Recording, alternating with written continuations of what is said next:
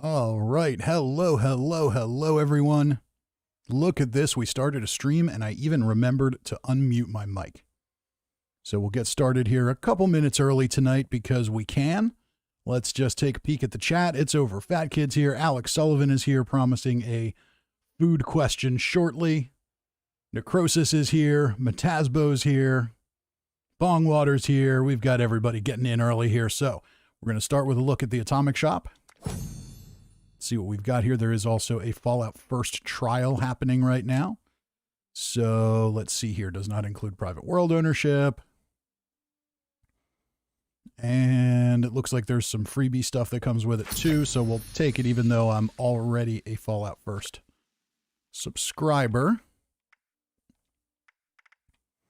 Looks like there's a free item. Okay. And I guess the other stuff we just got automatically or maybe already had. We'll find out. So what do we have here? So we've got some new stuff this week. There are, we've got hedges. The Wildwood Den, a covered bridge.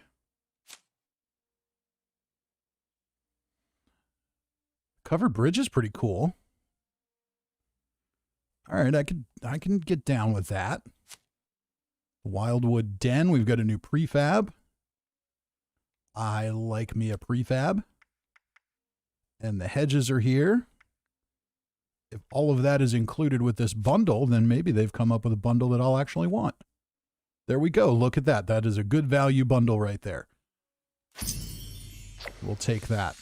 So 3 good items. I don't know how much I'll really use the hedges, but 2 really good items here. And then the hedges, where a lot of these bundles, the reason I don't usually go for them is it's one interesting thing and then there's a whole bunch of crap in it. Like icons and just silly, stupid things to pad out the pricing of it. So we've got some good stuff there. That's good. Utility room bundle we looked at last week. I don't need that. What am I doing here? There we go. Collectron bundle. Are there any Collectrons I don't have? Okay, so the only one I don't have that's in there is the Fosnot Collectron. And there's a reason I don't have the Fosnot Collectron. It's super annoying. So no, thank you. Bomber jacket bundle. For 1,000 atoms. Includes the bomber jacket and a bunch of helmets. Yeah, I think we can safely pass on that. Okay, the mechanics floors, it looked like I already have those. I think they were either a Fallout First thing or they came in one of the season rewards. The metal mohawk, yeah, you know, I don't think I have the regular mohawk on Xbox. I would go for the regular mohawk again, but not the metal mohawk. That's just weird looking. Doesn't make any sense to me. Free and special offers. Looks like we've got everything, and we know better than to spend real money on consumables. So that's that. Let's go ahead and get into a world.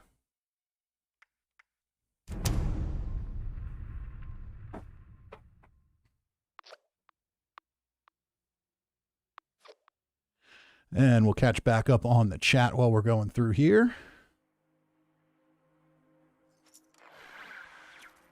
All right, looks like Morgan's here. Cousin Todd's here, says, you remembered to unmute. Yes, I did. Finally. Don't worry, I'll forget again in the future.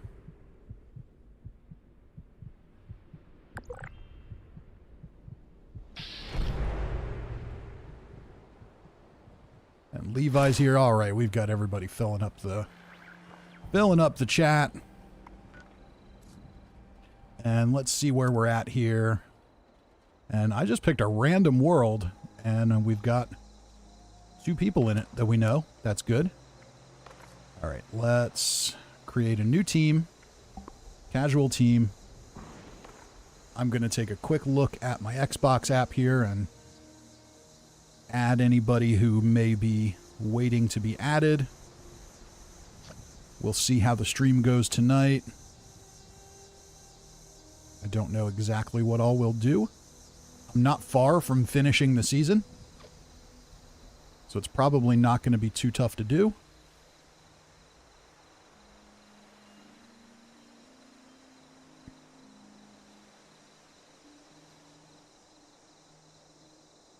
Couple more to approve here.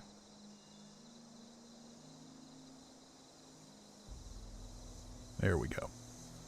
Okay, so yeah, maybe we'll go into the custom world and play some NukaSquid games. Maybe we'll do some PvP if we finish early. Maybe we'll get into something entirely different. Who knows?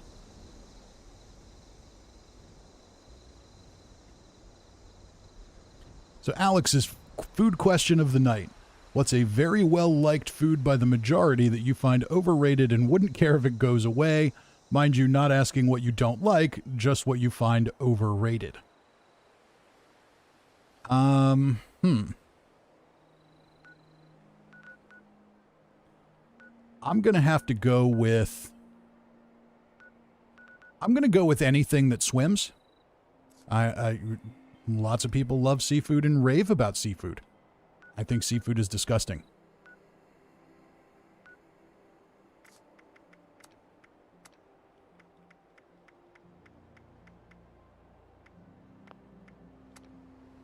See what some of the other answers are. It's over. Fat Kid says steak. What?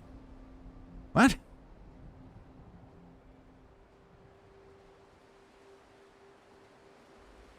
Necrosis says chili. Morgan says sushi. Smeek says cute again because I'm slow. Well, I usually get into a world before the stream starts too, and I didn't get a chance to do that tonight. Levi says canned peas. Croesus says I love sushi. Cirque says curry. Alex Sullivan says, does the majority like canned peas? I'm betting the majority does not. Okay, so we don't need a whole lot here to get this finished. So we don't have to go too crazy here. Build a floor or workshop. Build a floor or wall decoration in a workshop or camp. Well, that's a super easy one. Let's go do that. Randy says fish. Gary says hot dogs. Morgan says I hate peas in general. I agree. I don't really understand that. But, you know, people can like what they like.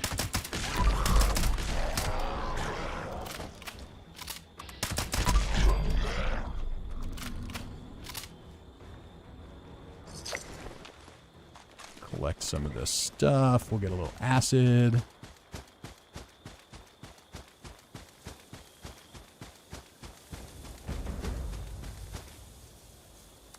Right, looks like we can just go right ahead and claim this one. And then we can build some random crap. What does it build? A floor or wall decoration. Okay.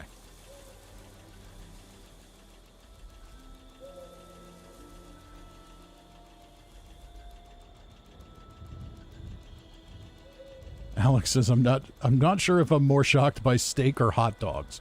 Hot dogs I can kind of understand because they're not really very good. But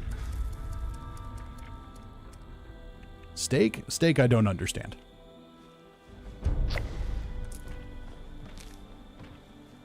All right, so we just have to run around here and do that. Oh, there's a daily for that too. Okay, so we just need to keep wandering and clicking our controller button. There we go. And that got me to rank 99. Look at that. This is going to be a pretty easy night, I think. Chew some bubble gum. Okay, that's done.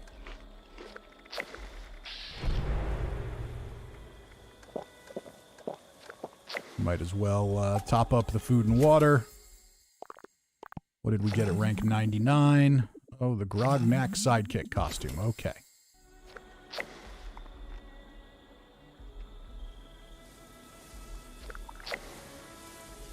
It's over. Fat Kid says, I've never had a high-priced cut of steak, so maybe that's why I think it's overrated. Yeah, I don't know. I can't say I've ever had a high-priced cut of steak either. Steak for me has always been one of those things like it can only suck so bad.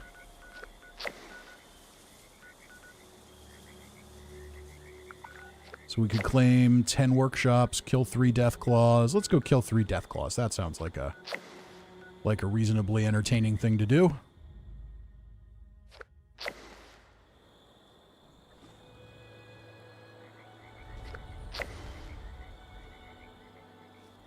And it sounds like there's one around here. At least I heard some rumbling going on. There we go. Get back here.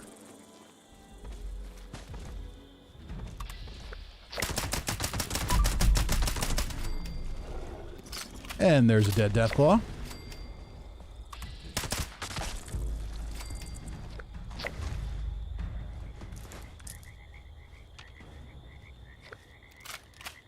Alright, now we'll head up to here to Hopewell Cave. There's usually another one in there, as long as nobody's murdered it yet.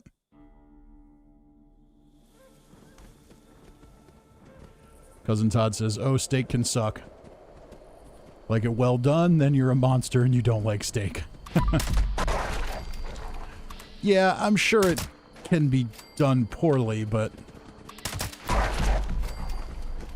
in terms of the cut of steak... Uh-oh. I am in danger. Okay, why am I not sneaky?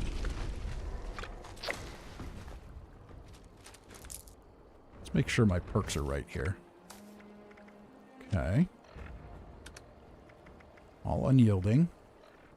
Maybe I'm just being clumsy. Tazbo says abandoned waste dump has 2 death claws in it. Yes, it does.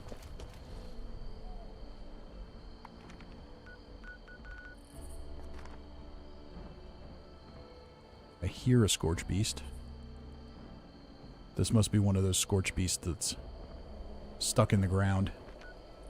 Alright, we'll interrupt our Deathclaw hunting for AWOL armaments. Tazbo says Sneak has been very buggy. Todd says it's been kind of effed lately. I did notice, I decided to spend some time the other night,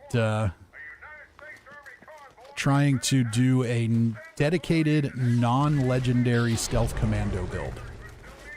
And it was not working as planned. I did this on PC, and the follow-through perk was broken. So I'm kind of curious here to see if it's broken here too. Maybe it was just a combination I had. So let's see here. 189.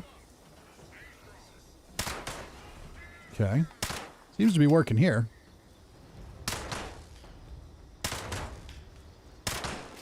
It worked some of the time when I was on PC, but not consistently. See, there it didn't work. Now, I know there's always a little pause before it'll really work, but I think that was plenty of time compared to how it usually was. Let's try again. 237. 237. There it goes. So maybe it's a lag thing. Morgan says, do you want me to run the nukes tonight? If you want to run nukes, you can go right ahead.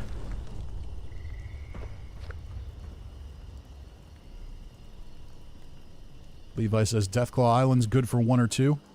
I've never seen more than 1 there. But that's my next stop, because we only need 1 more.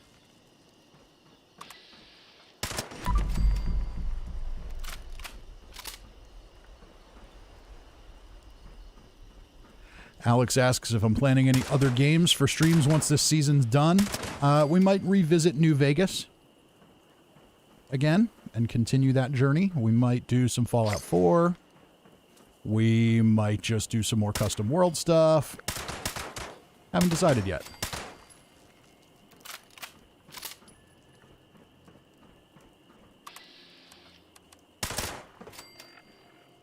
All right, Fusion Core pops him.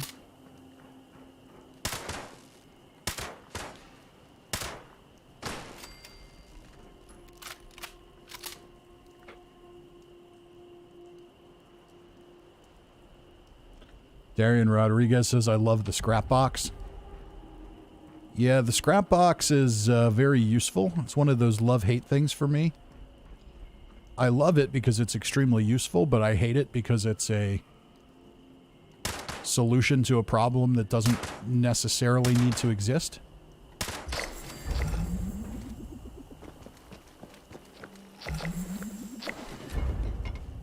It's a solution to a manufactured problem, I should say.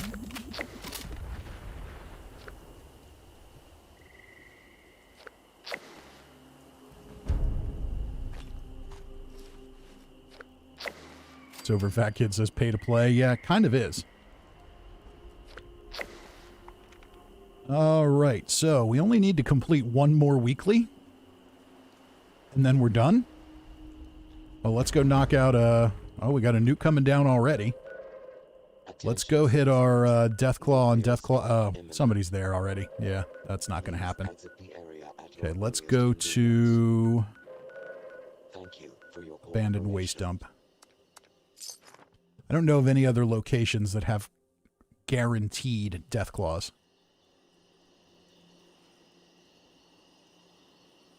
Darian says it's free for a week. Yep, it is free for a week. That's how they get you.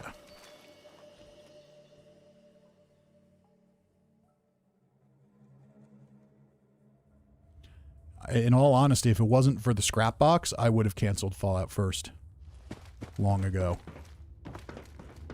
But because you get so used to having it,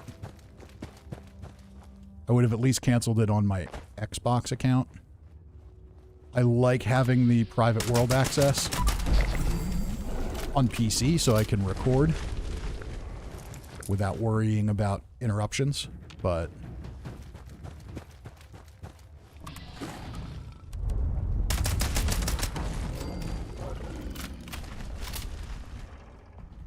on Xbox, I almost never use a private world. But now that custom worlds are out, it's a little different. Oh, it looks like we're getting Earl. Okay. Earl we can do.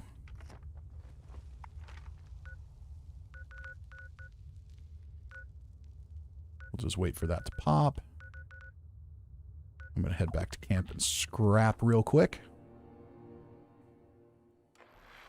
Gary Coker says Rosalind's Memorial above West Tech has a guaranteed spawn. Ah, I didn't think about that.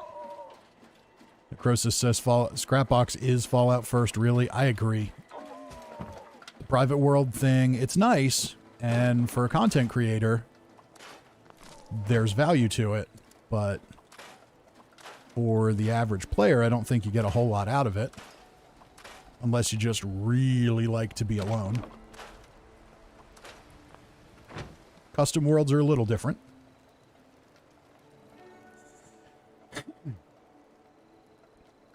Chef says, what does a Scrapbox do exactly? It gives you the ability to store unlimited scrap. So you can collect all the junk you want, and then you dump it in your Scrapbox. It breaks it down into scrap, and you can hold as much of it as you want.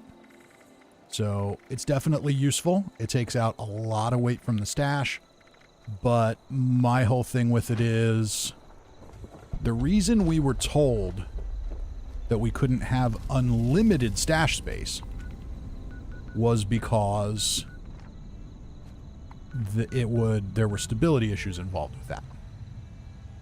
So this doesn't give us unlimited stash space. It just breaks these things down into stacks, which are much easier for the servers to manage anyway. So I don't accept that this is a thing that they couldn't have just given to everyone.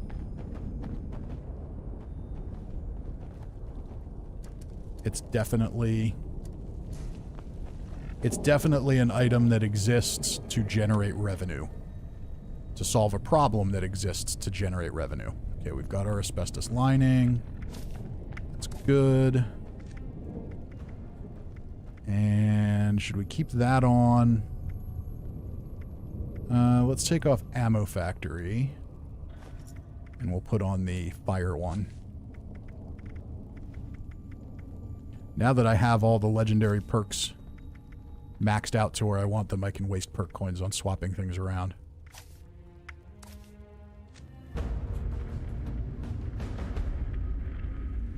Necrosis says if I had to deal with inventory management again, I'd kill someone. Yeah, it definitely really, really helps. No question about it, but it's just one of those things that doesn't need to be. Chef says, just hit my 1200 stash limit today, so maybe I'll be a Fallout firster after all.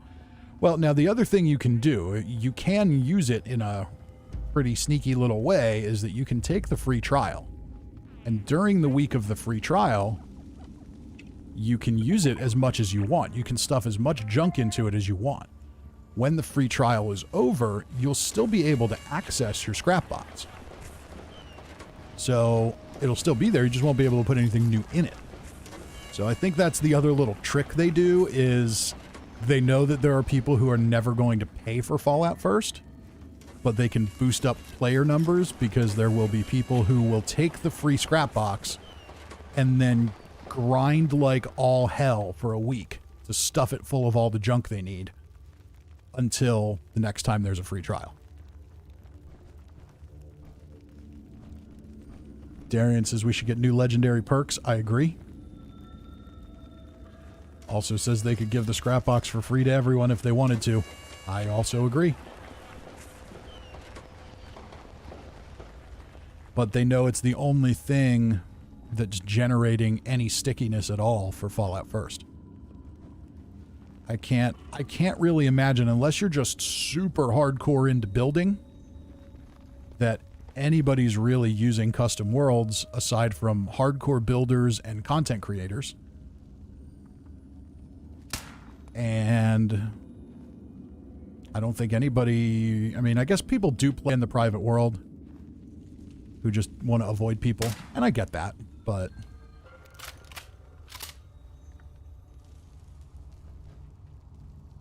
Cousin Todd says, I did Fallout First for a month and I now have junk to last me a year. That's the other way people do it. Don't even use the free one, just subscribe for 1 month. I like shooting this thing because it makes bullet marks.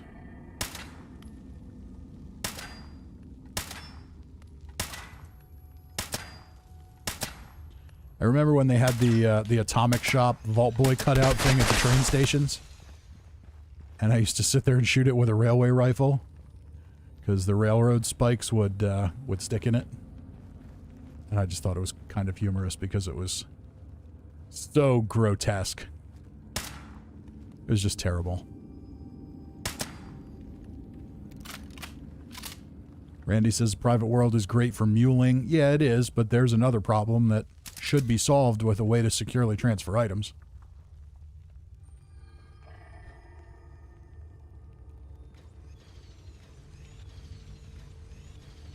Kalani's here, says aloha. How you doing, Kalani? Necrosis says, I remember the 400 days. What a time to be alive. Oh, yeah. This game was rough when it first started. You only had 400 pounds in the stash. That was rough. And there was no Fallout First then.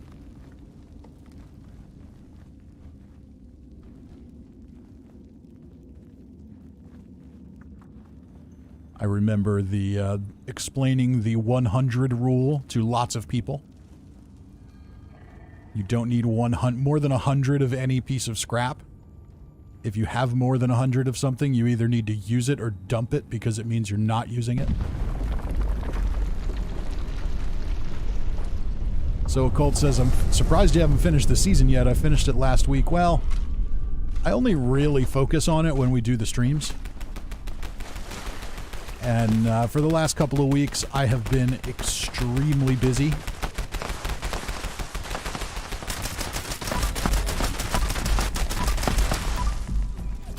Between work and personal life, I've been a bit overwhelmed, so I haven't had a lot of time to play.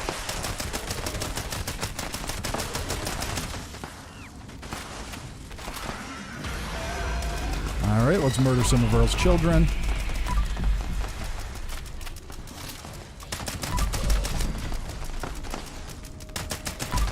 Randy says, and you had to go to each train station to cap out each day. Yep, I remember that.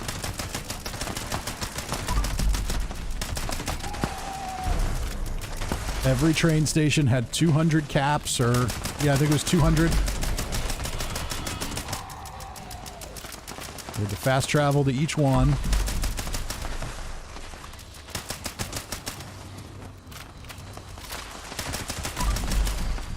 So at least that's a good improvement.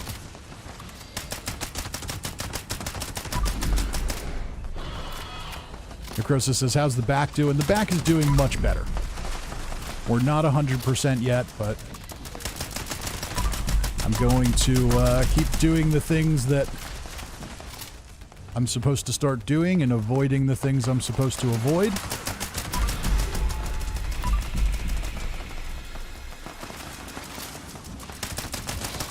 And in doing so, hopefully I will stay fully mobile.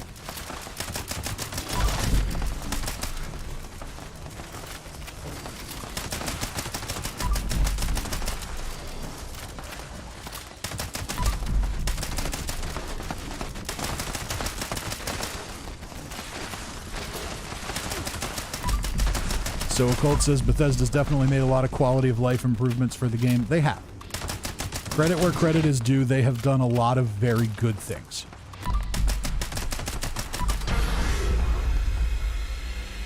And in fairness, while I criticize the Scrapbox and Fallout First and all that stuff, they could have done a lot worse.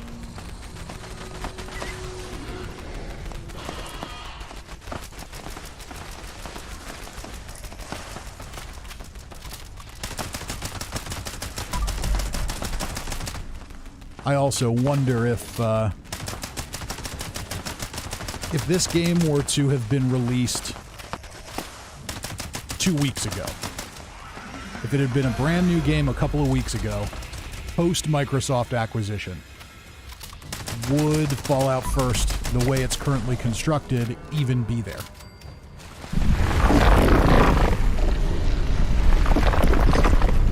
We got 300 caps.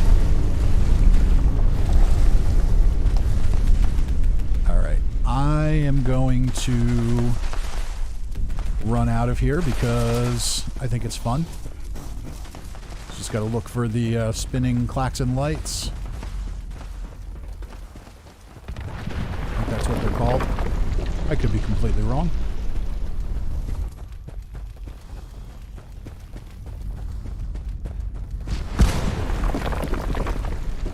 Usually while you're running out of here... See, now I'm even ahead of schedule here. Won't even let me keep going. Probably have to wait to a minute. These things are hostile, but they don't really attack you. It's a very staged escape.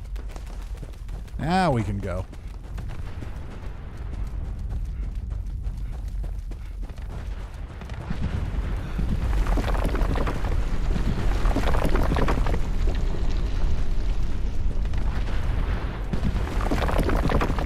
Oops, wrong way.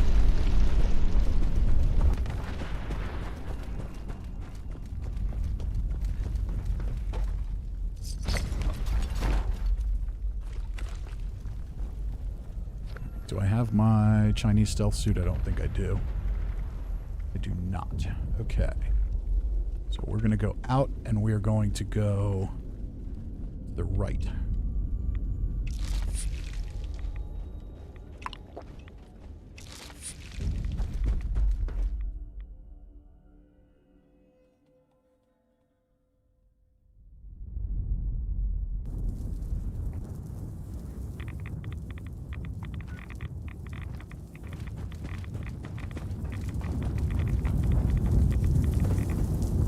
Go, we made it out alive.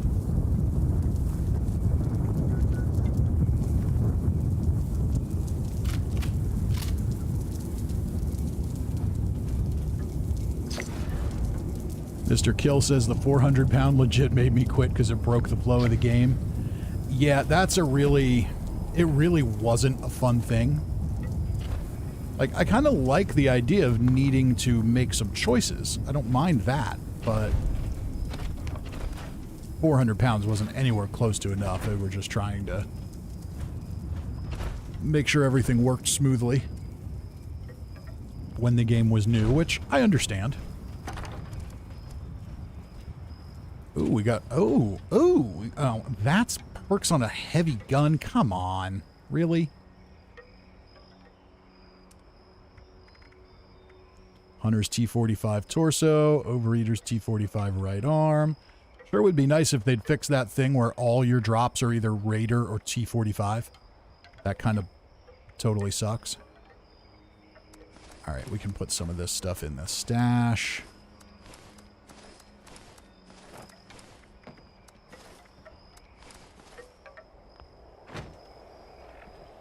And let's see here. Do I have any... I might have... Yeah, I've got some treat bags left over. Let's open those up.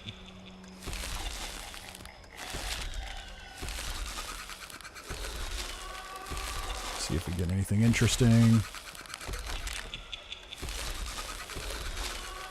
Did we get any plans? Nothing I didn't already have. And more stuff we got a bunch of. Okay. Tell you what, all the people holding on to the pirate outfits and fireman hats and all that stuff from before, they're probably a little pissed. Oh, we got more,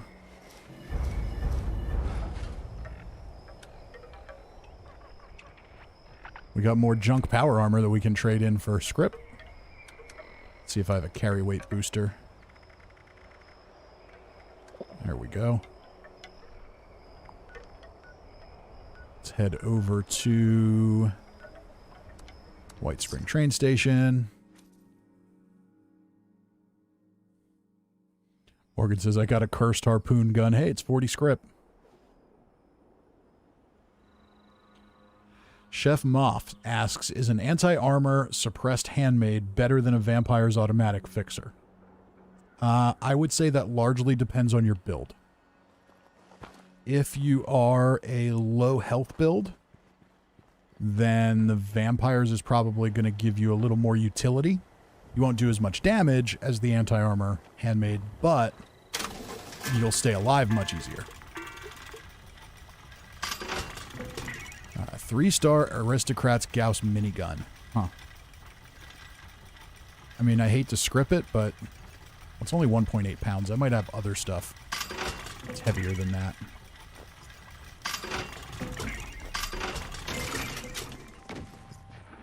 Let's see here. I haven't been on Xbox in a little bit, so let's just see how we're doing here on script stock.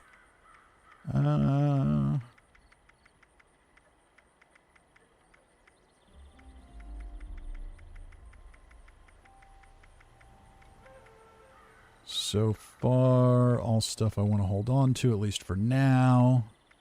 That can go. That can go. That we'll hold on to. That can go.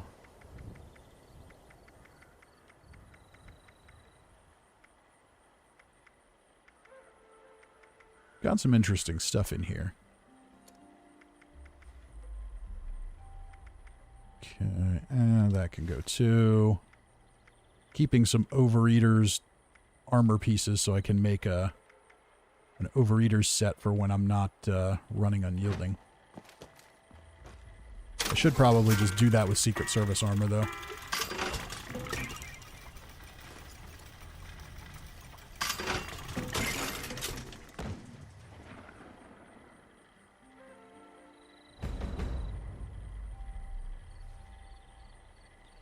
Mr. Kill says, I can't believe I got a pink baseball bat today from the Scorch Beast Queen and made it a vampire with swing speed afterwards. That's cool. Kalani says, hey, Fisty, how about a video of crafting legendaries instead of buying them from the purveyor? You always seem to strike out from that old hag. I alternate every week. One week I craft, the other week I try my luck with Mama Mumbles. I promise I alternate every week.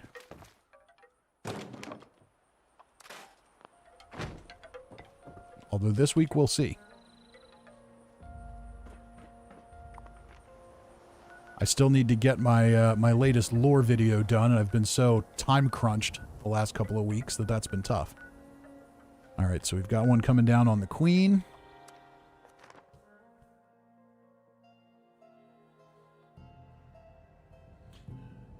Yeah, Kalani, most of the time I do a script video, either a script or a crafting video on Fridays. Occasionally, I will push them out on Sundays.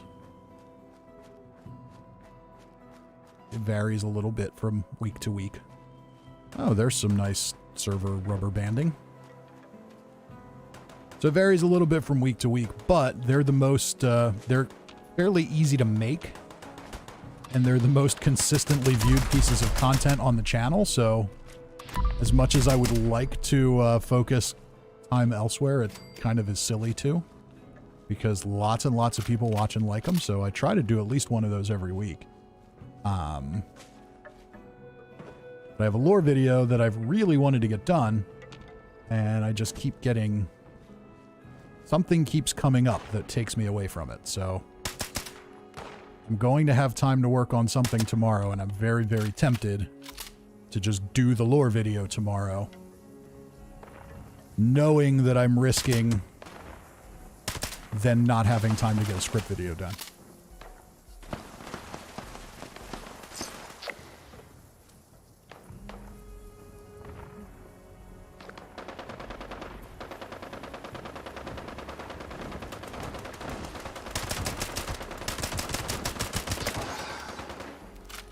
Go.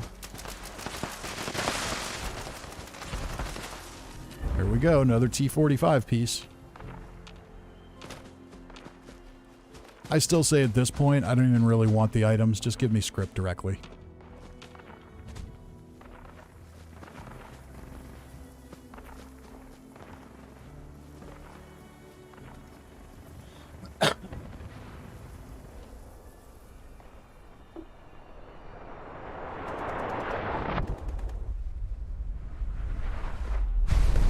Darian says, I prefer the handmade over the fixer. To each their own. The handmade, you do have, I think, a slightly faster fire rate and less recoil. Plus, it looks like an AK, which, you know, people like.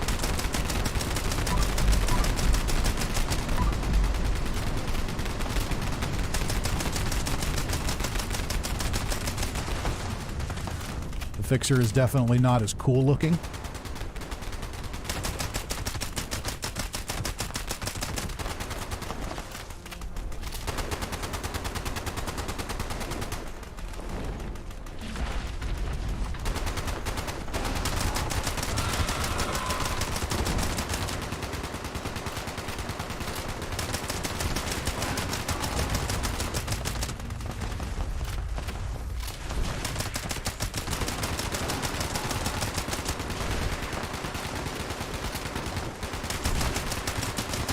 The other thing I've noticed too is the VATS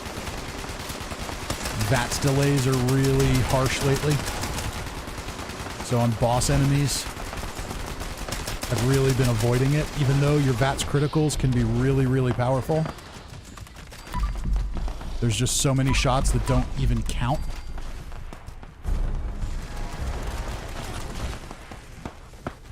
Alright, let's use Escape Artist, get back into caution.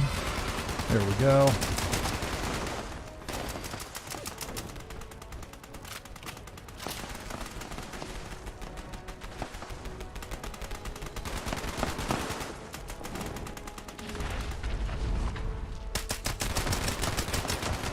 Now on the legendary crafting versus spending script note, I will say that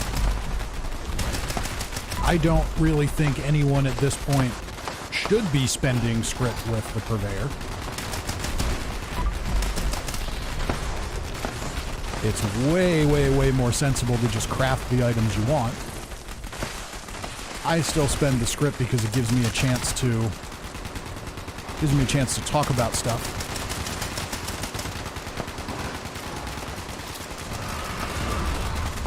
But I don't really recommend that anyone else do that.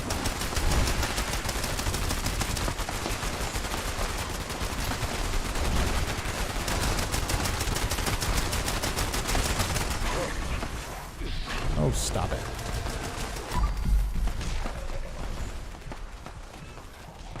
So I know in this situation my sneak criticals don't count, but I would like to not get dead.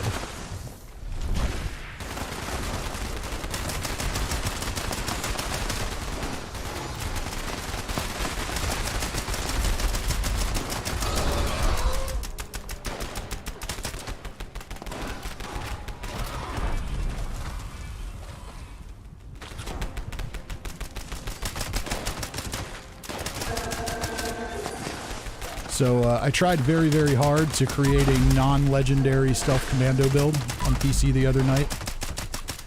I wanted to see if I could solo the Scorched Beast Queen, do that kind of stuff with a non-legendary build, and I think that you could, and I think that I could if I was much better at playing this game. Trying to do the Scorched Beast Queen solo sucks. I don't enjoy it. I'm not that good at it. What kept happening was she was, I would either die and she would fly away, or she would get up and fly away into the radiation and then regenerate her health. So I'm pretty sure that I did more than 100% of, or more than 200% of her damage, but she regenerated so many times that it didn't work. So I gotta keep practicing with that a little bit and see if we can get it to work out. Cousin Todd says, I'm at the point of I don't need anything, so random purveyor drop is nice at times. I can see that. She in the nuke? No. Okay.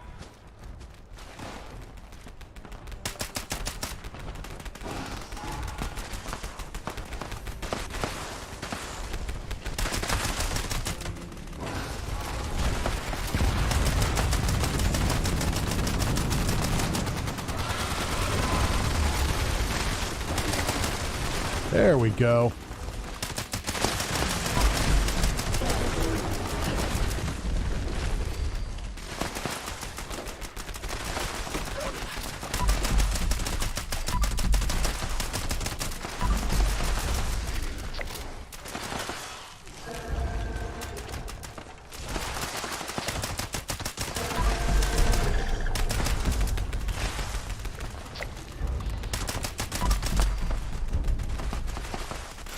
Necrosis says, I'm still hunting for a quad explosive railway. Yeah, I'd like that too.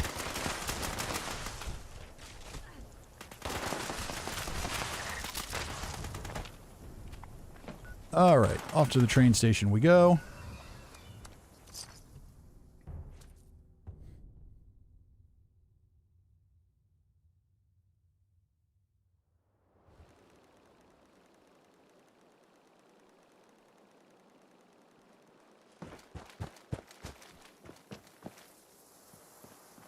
Kalani says, I started a sneak commando with heavy VATS and my sneak card doesn't work at times.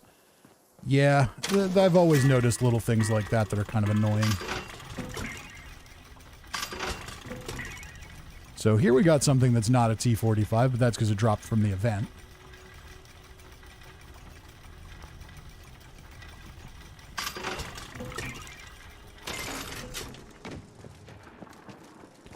Events and quests will drop you a much bigger loot pool than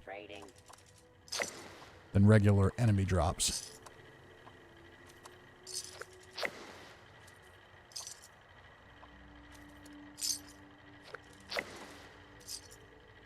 Okay, and let's get rid of anything else that might be weighing me down. Assist you today.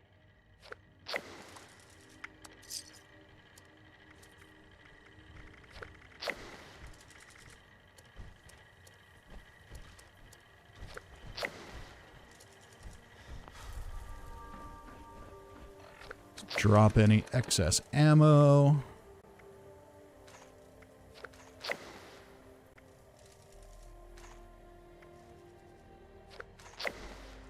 There we go. That's what's weighing me down. Okay.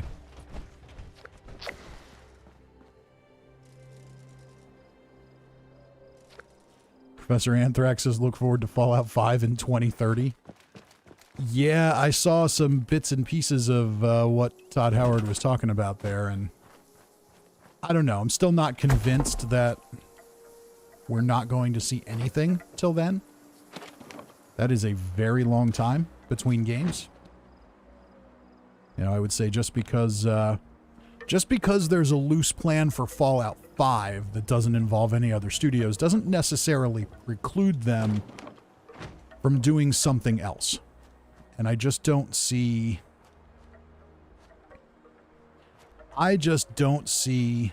Microsoft sitting on the franchise or a decade with nothing but Fallout 76. Now, flip side of that is, if Fallout 5 is really not coming until 2030, everybody's wringing their hands and getting upset right now and saying, oh my God, that means Fallout's being abandoned. The alternative there could be that Microsoft turns around and says, okay, well, this is an extremely valuable franchise for us. We need to keep it going. So that means Fallout 76 now receives a lot more development. So you're not going to see, there's also been a lot of concern lately that, you know, hey, maybe Fallout 76 will get killed off in a year or two. I've seen things like that. So they're not going to do both of those things. They're not going to kill Fallout 76 and not have another Fallout game until 2030. They're not going to do both of those things. The franchise is too valuable. So either A, Fallout 76 is going to get the focus and maybe some serious improvements in content, and I'll take that as a win. That's fine. Or one of the other developers under the Microsoft umbrella is going to do something with Fallout. I guess we'll have to wait and see. Chris Boyd says, I want Starfield. I'm very much looking forward to Starfield. Okay, so collect caps. Well, if I collect, what's that, 60 more caps? Then I will be, the challenges will be done. I will complete the season. Let's go ahead and get some junk out of here that I can sell. Black titanium can sell. Not sure how much of it I'll need.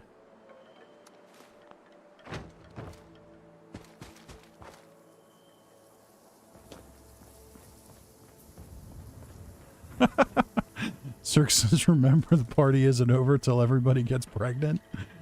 Ready to exchange items. There we go. Season complete.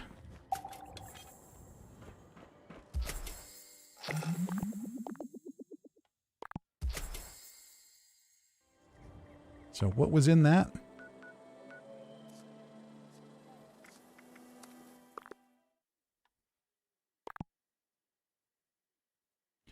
Oh, this is our next repeatable. Can I not inspect this anymore then? Oh, that kind of sucks. Oh well. All right, well, that was kind of anticlimactic, wasn't it?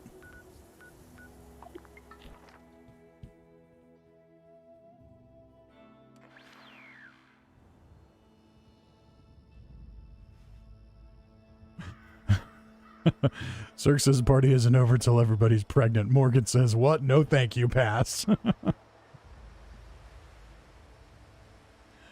Cousin Todd says, oh good, the people getting stuck in emotes bug is back. That went away? Alex Sullivan says, additional food topic, which holiday has the best food servings? You mean in terms of serving size or what is served? Morgan says, that's a no for me, dog. Levi, isn't Obsidian part of Fallout New Vegas? Yes, Obsidian made Fallout New Vegas. Now, bear in mind, that was, you know, over 10 years, or at least 10 years ago now. So, the people at Obsidian now are not the same people who were at Obsidian then. But yes, they did. Cousin Todd says, time to update your resume. All the celebrations going on. The end. Congrats. There we go. Alex says, what is served? Okay, so I'm going to go with Thanksgiving. I like to keep things simple. I won't deny it. Mashed potatoes, turkey, stuffing. All about that. That works for me. You get to Christmas, and sometimes it's a lot of that stuff, but sometimes it's like ham and weird stuff, depending on how creative people want to get. See, I'm not into really creative food. For me, I want food to taste good and kind of serve the basic purpose that it needs to serve. I don't really need it to be creative. I appreciate creativity, but I appreciate it less on my plate. So Thanksgiving is a much more staple kind of meal that you don't really mess with. So I know there's going to be plenty of food that I like, where at Christmas, depending on where I end up, like somebody decides they're going to get cute and creative with the Christmas dinner, and the next thing you know, you got a table full of freaky weird things and you don't know what any of them are. And you know, it looks like turkey, but it's covered in something weird that's gross. And the next thing I know, I just get really upset that I can't just like order a pizza because everything's closed because it's Christmas. So, yeah. So I'm rolling with Thanksgiving.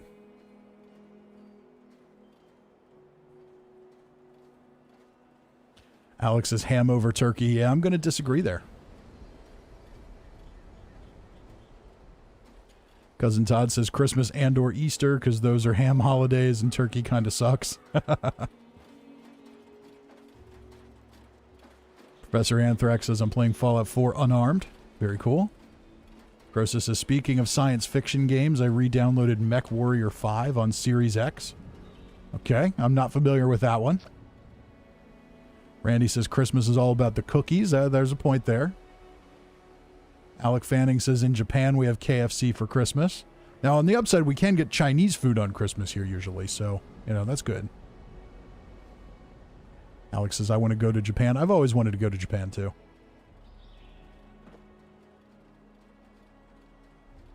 Walking Corpses here. How you doing tonight? Okay, so I came back to camp for a reason, didn't I? Probably. And now I don't remember what it was. So we finished the season, and I don't know what was in my little rewards bundle at the end. And if I'm being brutally honest, I don't care all that much. So I did want to... So I guess our question for tonight then is, what are we going to do now? We've been streaming for less than an hour. I did honestly anticipate the season wrap-up taking a little more time than that.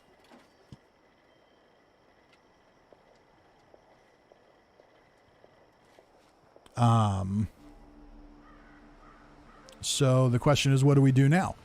Do we just keep playing in adventure mode? Do we do custom world, Squid Game stuff? Or I did kind of realize that I'm not in the mood for just a chill building stream. I haven't done that for a while. So you guys tell me. What I'm going to do is I'm going to take my quick little break here. And you guys tell me in the chat what you want to do. Do we want to jump to the custom world and do a little bit of red light, green light, and musical chairs with murder? Or, you know, knowing that only a handful of people are going to be able to get into that world? Or do we just want to do a chill building stream? I'll find a cool place to build a new camp and we'll do something like that. You guys tell me. I'm going to take a couple of minutes here, stretch my legs, and I shall return.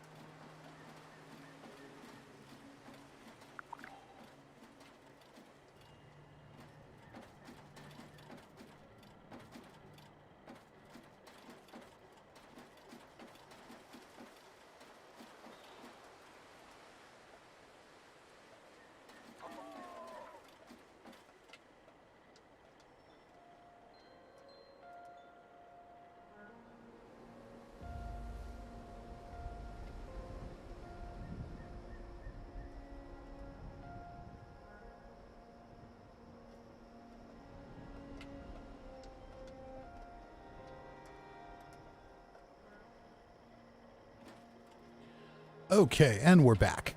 So, let's see what everybody wants to do tonight. Cousin Todd says, I'd vote just keep going in adventure. Grossa says, I don't mind building videos. It's over. Fat Kid says, if no one else wants to try my bridge game, then I'd say I'm down for whatever. Oh, that could be fun. We didn't get to do that yet. Let's see here. Cirque says he could eat all of his spooky candy and get wasteland diabetes. Canaplex says, I like Fisty building videos when I don't have to work the next day. His drinking game can be a doozy. Cirque says, Fisty building for the win. Levi says, I agree with Cousin Todd. It's over. Fat Kid says, Fisty extreme building. He has to build a base while people try to kill him. Yeah, but then that's only on the custom world and it doesn't come into the real game. Randy says, need to put that dog on a leash. Matasbo says, well, whatever's going to happen, I got a bottle of bourbon staring at me that needs opening. Okay, it's over. Fat Kid is invited to trade.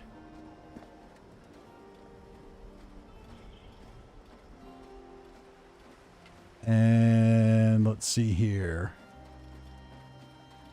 Cirque says Fisty could make some why aren't you in uniform vids on TikTok? Yeah, no. Tried Dweller Must Die from Mr. Kill with the $5 super chat.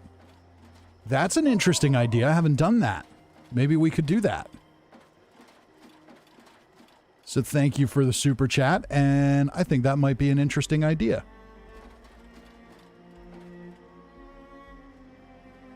Samik says building's always fun. Morgan says doesn't matter to me either way. Randy says fix the screen. I remembered to unmute my mic at least. You know, come on. Give me some credit. So Mr. Kill with another $5 super chat. Chill stream's always fine. Keep an eye peeled for yellow and indigo bats since I'm collecting them. That I can do. Morgan says I'm always indecisive except when it comes to what's for dinner. Cousin Todd says it's not about the result, finishing the season, but about the snarky commentary along the way. And we always have plenty of that. And it's over. Fat Kid says those prices are just to show you what I have to offer. Let's see here. What could I use?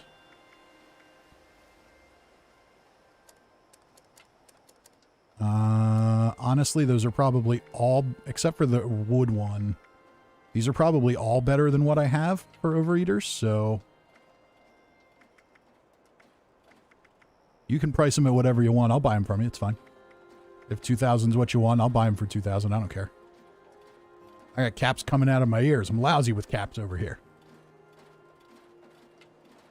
So what I'm thinking is, It's Over Fat Kid did make the bridge game, and I would like to see that. So maybe we jump to a custom world and see that. Maybe we do a little Dweller Must Die, and then maybe we do a little bit of building. Maybe we do a little bit of everything. Okay.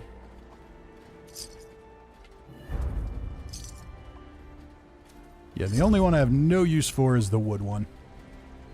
But the other ones, at least they'll give me something to use for. Riley's here, says, hello, people of the world. How's your day going? It's going great, Riley. Is this Riley of Morgan and Riley?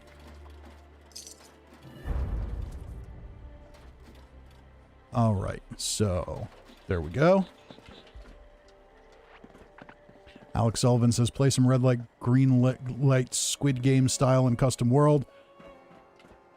So far, you're the only person to vote for that, Alex. So let's get these in my stash. And then we can go to... Do we want to go... I don't know how we need to do it to get to It's Over Fat Kids. Bridge game.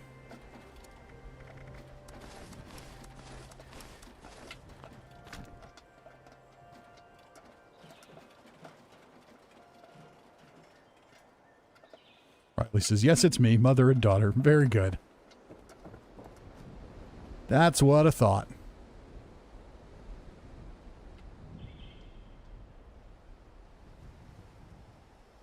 Cirque says, I'm pretty easy. I got 6 kids. I see where you're going there. So you've been to a lot of parties that didn't end until everybody was pregnant? Is that what you're telling me?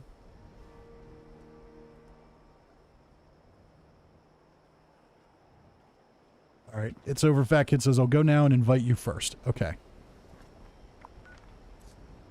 So we'll jump to...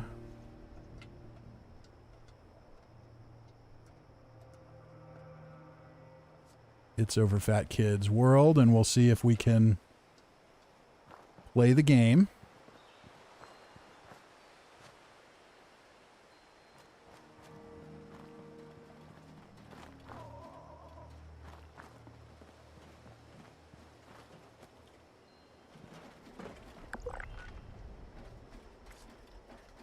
I don't think I'm going to get my... I don't think I'll actually get an invite from you, so I may just need to jump into your world. There we go. Okay, let's take a look at the settings we're working with. Infinite ammo is on. Legendaries are off. Alright, so pretty much how I do it. That's cool.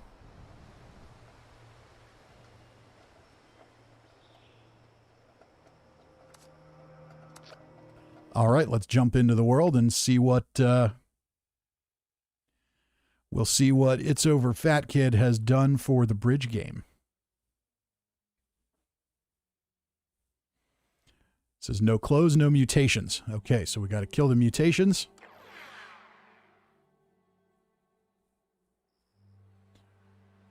We got to kill the mutations and get ready to party. All right.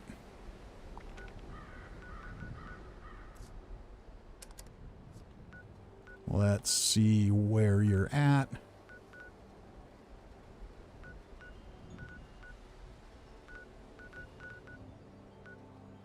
I don't see you.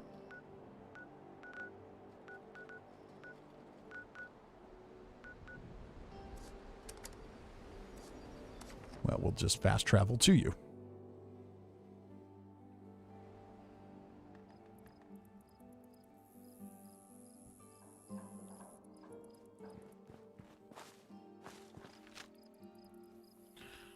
Oh, did you build it on this bridge? No? Doesn't look like it. Maybe. Okay, there's the camp. And PvP is on, so that's the hostility I'm seeing here. Alright, let's run over there. So the bridge game was one that I thought would be really interesting, but I didn't, I couldn't figure out a way to do it.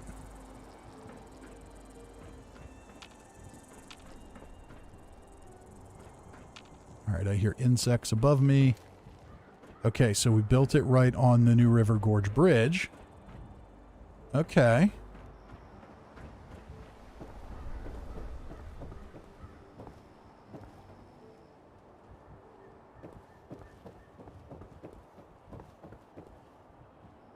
So we need a stash box.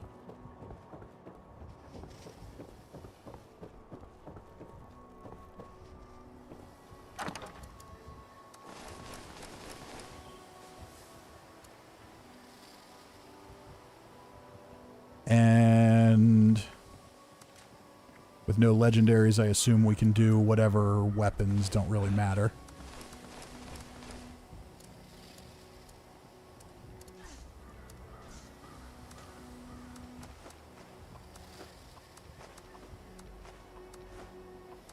And I assume we need to not have any aid items as well. Let's go ahead and just eat some food. The rest of it will just drop because it's totally inconsequential.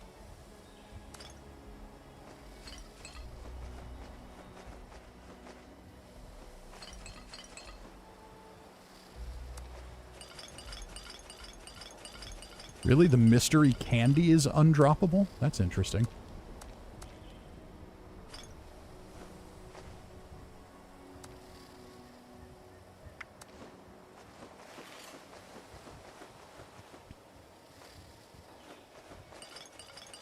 This is a new experience for me. I'm usually fully prepared because I've had the chance to do it ahead of time.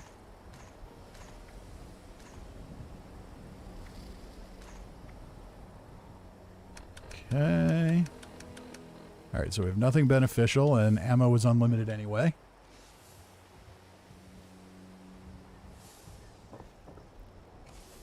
Morgan says Fisty's the guinea pig. And it's over. Fat Kid says, I'm not sure how buffs would help, so you don't really need to drop everything. Oh, that makes sense. Well, I needed to lose some weight anyway. Okay, so now I need to take off starched jeans.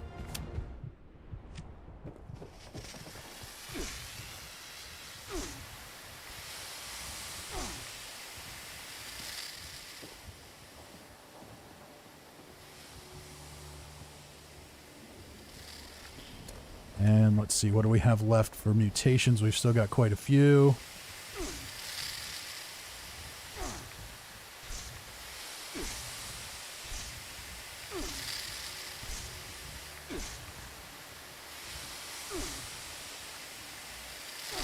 All right, that is all of them. Okay. And we've got a bag. Vault-Tec jumpsuit. Ah, okay, we're getting, we're dressing for the part.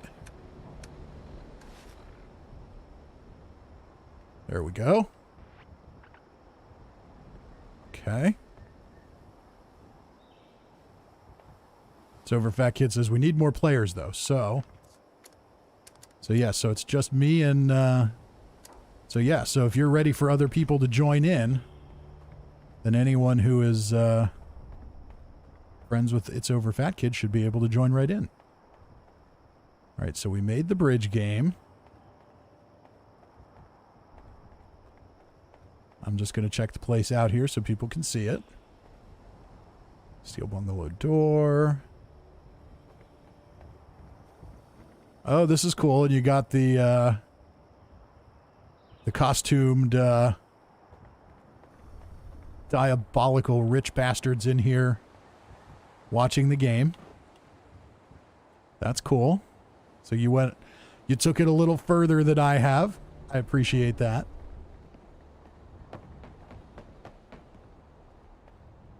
It's over. Fat Kid says to figure out the order, we'll race. Okay.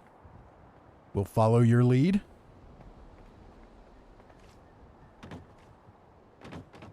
So we still have jumping. And I don't have bird bones, so if I jump off of there and fall, we'll die.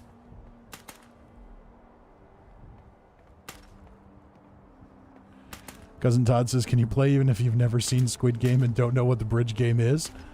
I wouldn't see why not.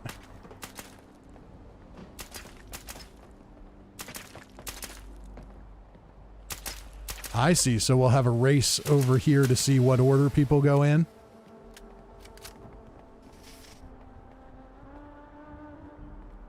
So there's an advantage to going first, and there's an advantage to going... There's not really an advantage to going first. There's an arguable advantage to going last. So in Squid Game on the show, the way this worked was these different panels, they made these glass panels, a bridge out of glass panels. Half the panels were tempered glass that wouldn't break, and they could hold 2 people at a time. The other half were non-tempered glass, and if one person stepped on them, they would shatter and you would fall to your death.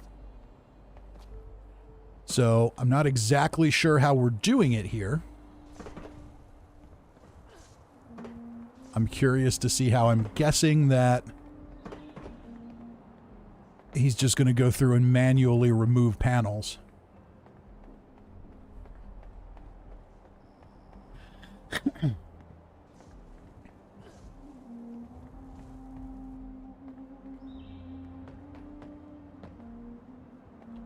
So Morgan's here. Cousin Todd's here. All right, folks, we need a couple more in here.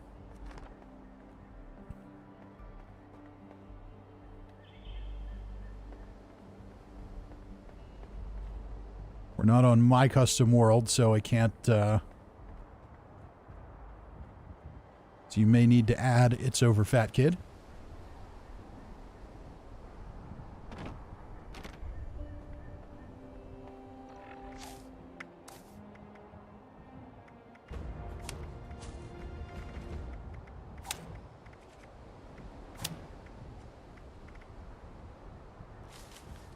I want to see in the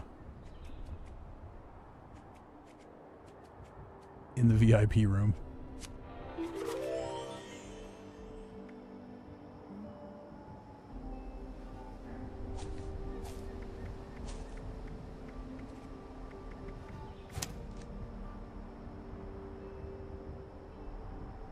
Batman says the Marbles episode was super good, but also sad at the same time. Chris Boyd just finished the series 2 days ago. Oh yeah, the Marbles one was really sad. Morgan says, weapons or no weapons? I'm kind of guessing it doesn't really matter.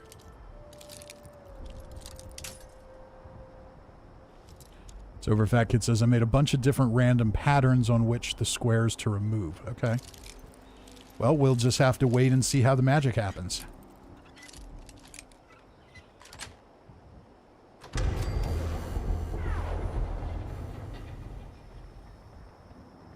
So this is pretty cool. We use the Fosnot hats, Fosnot masks for the VIPs. They've got the brewing station in here to... This is perfect. This is really good.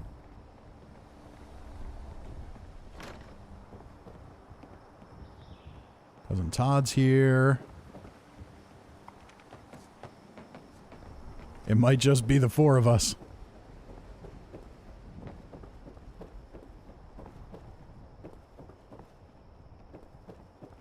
Alex Sullivan says, how long until after a series episode movie airs are you no longer required to talk about spoilers?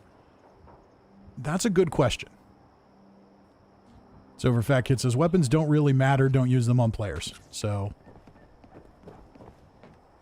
yeah, I think for, you know, in the TV show, you could, in theory, kill the person in front of you, but here I don't really think that's logistically going to work.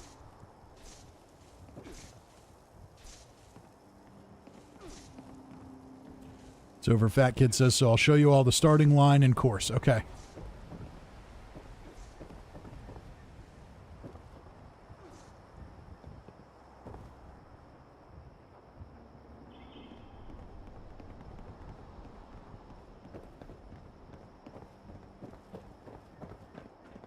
Ah, so there's a race. I see. So there's a race to get there.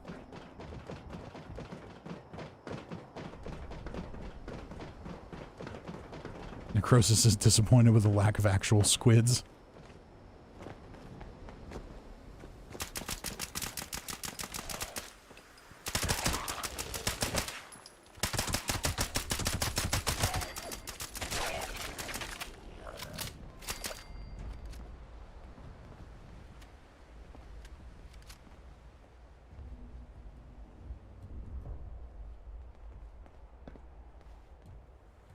Okay, so this must be the starting point. So you just let us know what we're supposed to do in the chat. Todd says, oops, sorry about your head. Well, I'm not dead yet.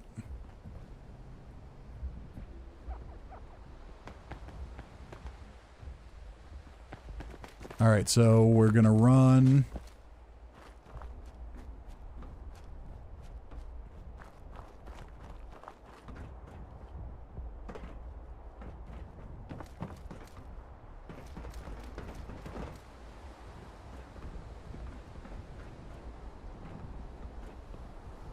So are we just running back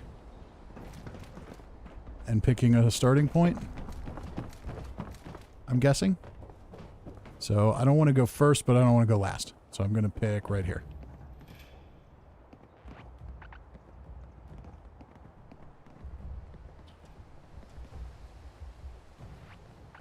Okay, I guess I'm going last.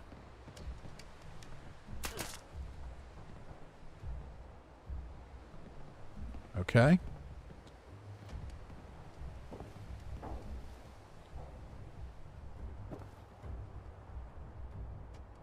All right, so can you explain to us in the chat what we're doing here? Okay, I think Morgan's figured it out. So she's jumping to a square. So we know that one's safe. So at any point, It's Over Fat Kid is going to change the pattern. I'm guessing there's a blueprint that'll get swapped out. Oh no!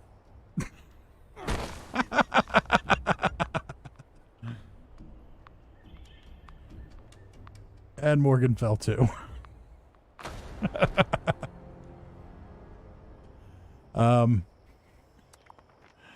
I think we did it wrong.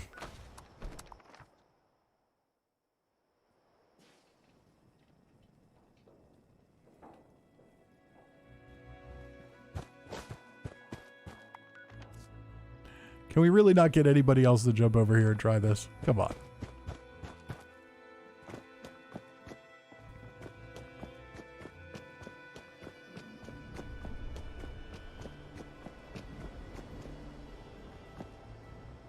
All right, let's head back over and maybe we'll be able to restart.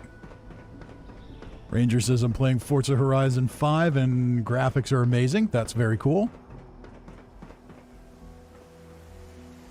So Overfat Kid says you have to jump to each square, though you can't use the walkway at all. Okay. All right, so why don't we start again? I'm just going to pick a... So Morgan is not going first this time.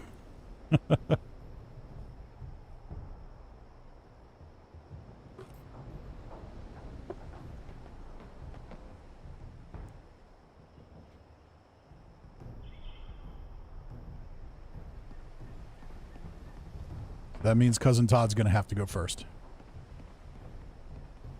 So for Fat Kid says, also, players must wait for me to move back before going to the next square.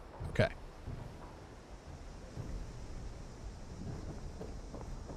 All right, so Cousin Todd's going to go first.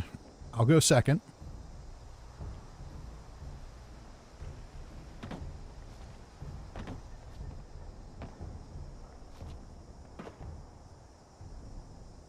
Okay, so we got to wait for him to move back. So now Cousin Todd can make the next move.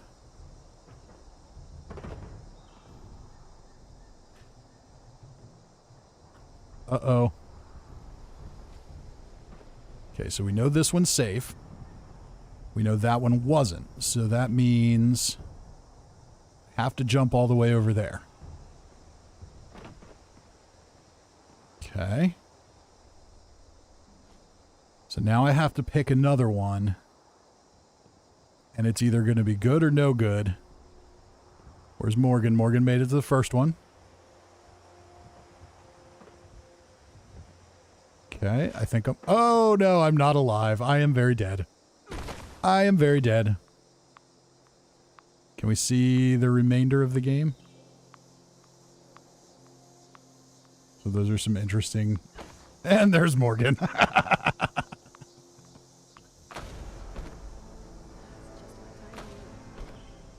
Oh, there's a settler down here just waiting to pick our corpses clean.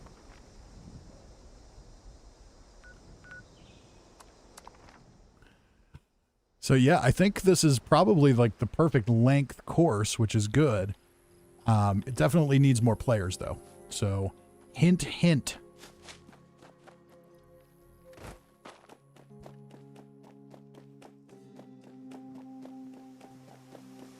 Morgan says Riley thinks this is great. I think this is great too. In theory, It's Over Fat Kid could just be plotting to murder us all. We don't really know if this was the plan from the get-go, but it also doesn't really matter. So Overfat Kid says, so after every round we would do another race to pick order. Yeah, we could do another race to pick order, which would make sense, but in this case with only 3 of us here. Stover Fat Kid went first last time, so... Or no, Cousin Todd, rather. So, Morgan went first the other time. I could just go first this time. Unless we can get some other people in the world.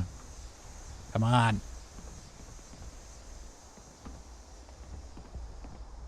Tazbo says, sorry, I can't join in. Too many responsibilities.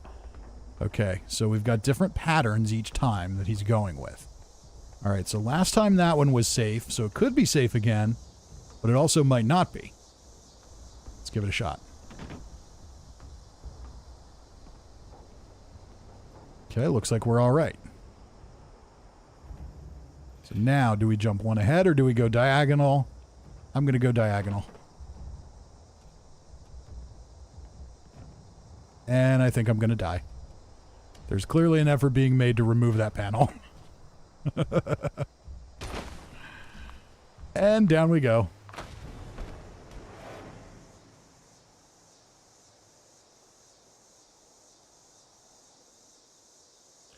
Kalani says, I wish I could, but I'm watching at work. I get it. We've got responsibilities. Chris Boyd says I added him. So yeah, maybe, hey.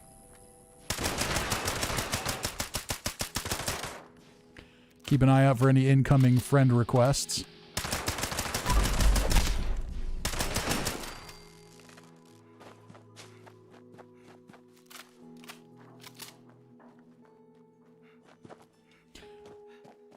I mean, in theory, I could start a custom world and you could bring this character to my custom world too, if that's the issue, is that people just aren't friends with.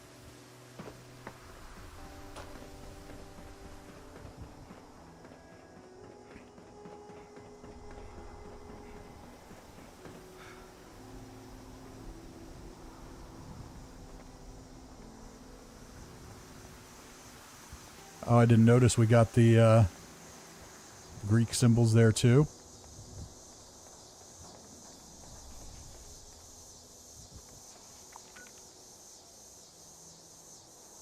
Cousin Ton says, settler, really need to clean up around here. What, all the corpses? Indeed. Okay, so we got another one coming in. Very good, very good.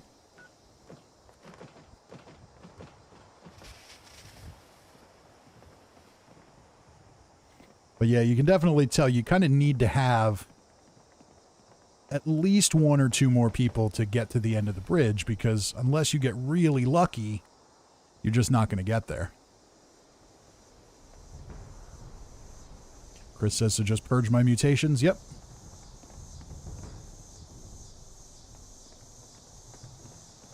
Just take off starch jeans and you can come hang out in the rad shower. Alex Sullivan says it's raining men and let the bodies hit the floor are songs about the same event, just different attitudes. You may be onto something there. Oh, we've got seating. I didn't notice that.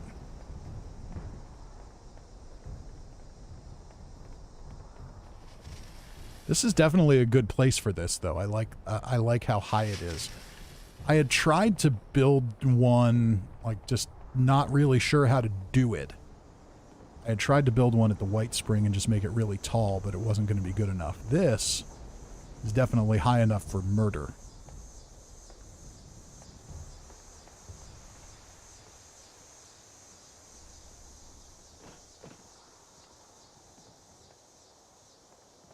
All right, so we've got, I think, one other person coming in.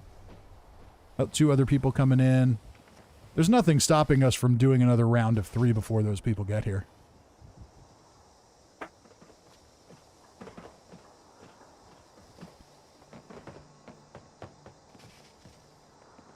So I went first last time.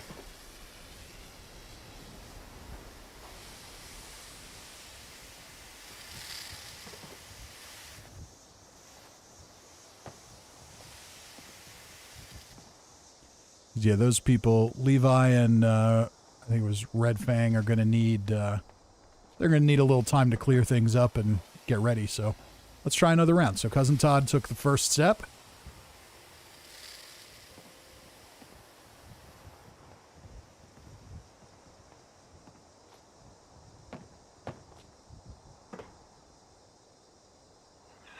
Riley updated her name, Riley Morgan's Child. Uh-oh. Okay, so we know it's not that one. We made it this far. Oh no, I don't remember which one they were on. Oh no, they weren't on any of them. Okay. Well, we had 2 in a row going this way, so I'm guessing we need to do this. We're just due, but apparently not. Nope, we're dead. You don't even have to clear it out. I'll just go. It's fine.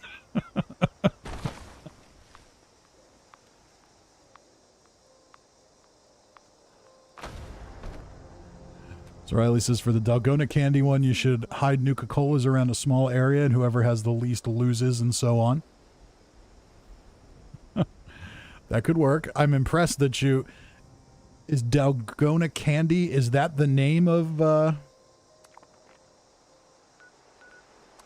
Is that the one where they were chipping the shapes out of things?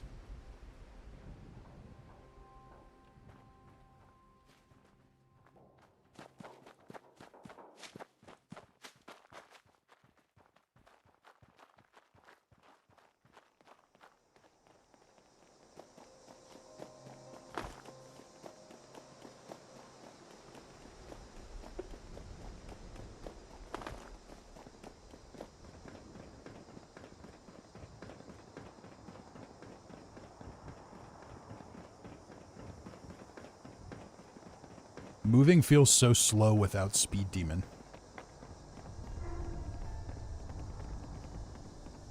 Alright, so Levi's here.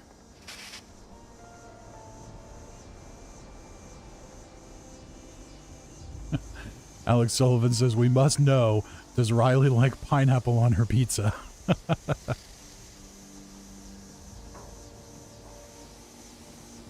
That is a solid no.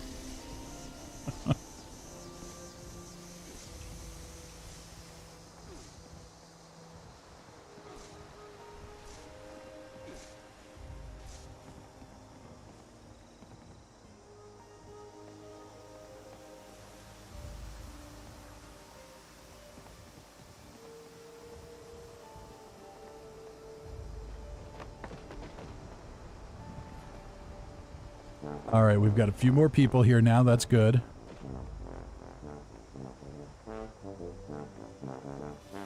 So the disadvantage to going last on the Squid Game show was that there was a time limit to complete this. Doing it this way, there really can't be a time limit. So if we all race back here, really, you just want position 7. You want to be as close to the end as possible.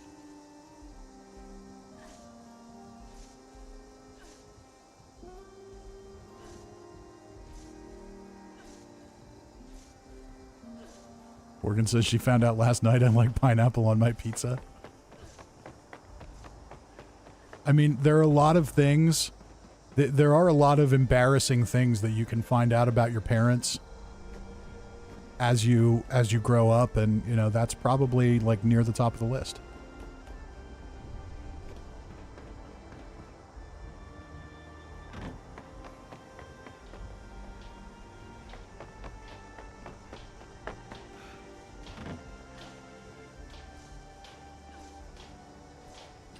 Also, like mother, like daughter, I have to approve Riley's comment.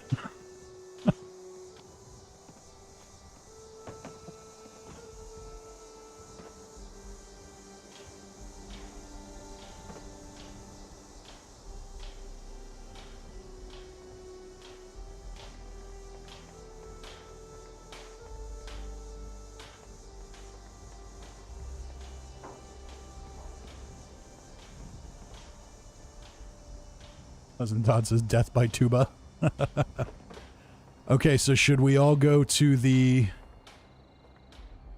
starting line? So we got to get everybody in the Vault-Tec jumpsuit so everybody's on theme here.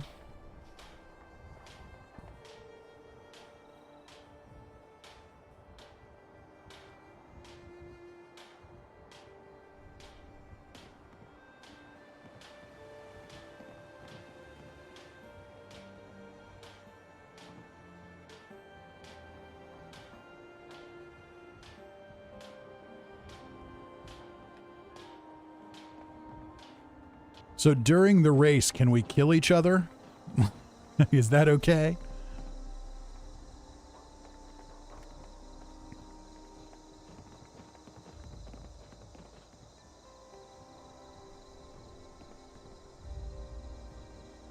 Cirque says, when I was like 6 years old, I walked in my parents' bedroom and watched in horror them eating pineapple on a pizza. It ruined my childhood.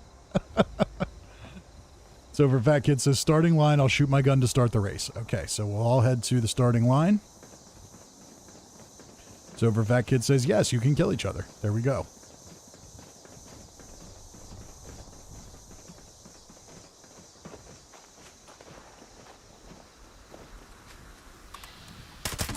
Uh-oh, we've got ghouls again.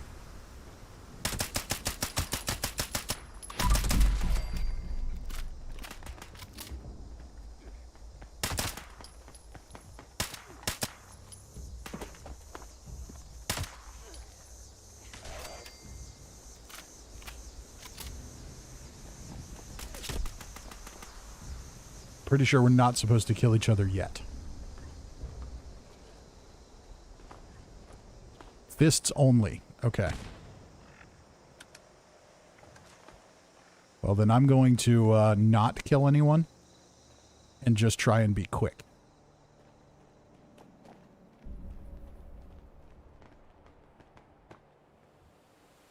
Uh-oh, we've got another ghoul.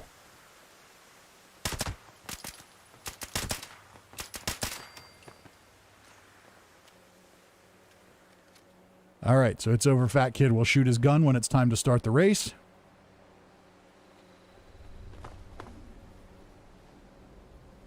Oh, we're still waiting on one more.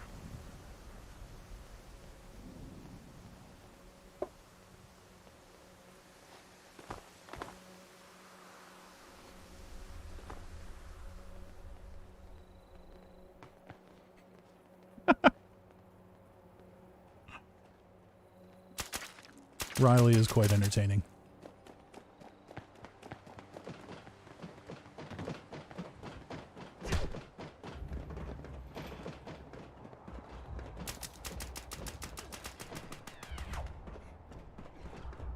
All right, I'm trying to get to spot 7. Trying to get to spot 7. I overcorrected a little bit. Okay, got to spot 7.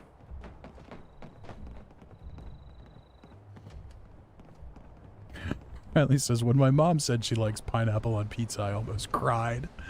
Why was a relative of mine liking a monstrosity like pineapple on pizza? Okay. So, to review the rules, whatever order you're in here is the order you go. You can't walk on the walkway. That's just for our host. You have to jump to the different squares. And you have to wait until he moves back so that he can remove them according to whatever plan is laid out. So let's go ahead and try here. I think we're doing pretty good. We've got 1, 2, 3, 4, 5 players.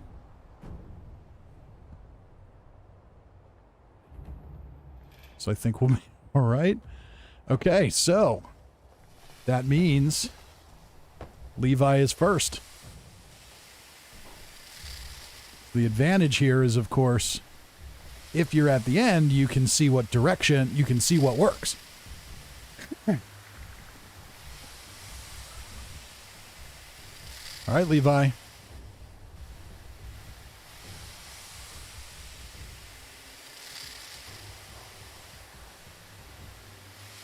Croesus says pineapples make great pets.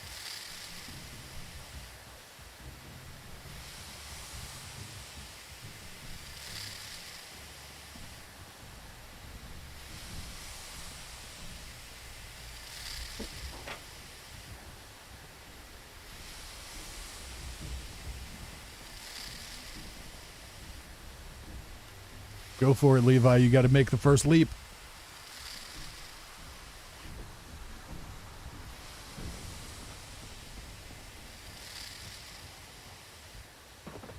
Okay, and then we wait. Looks like you're safe. I don't see... Oh, no, no, you're dead. Okay. So that means we know the first square.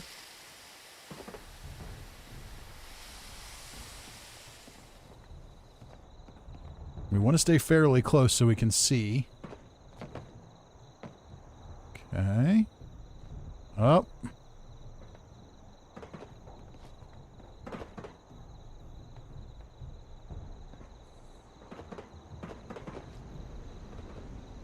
Okay. So we know that one's safe. Is Morgan safe or not? Morgan's safe. No! That is a tough jump to make.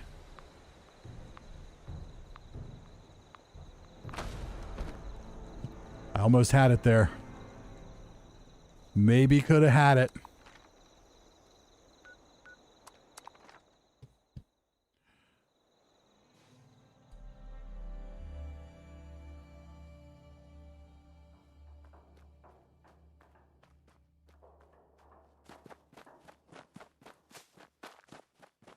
Randy says you missed. Yes, indeed, I missed.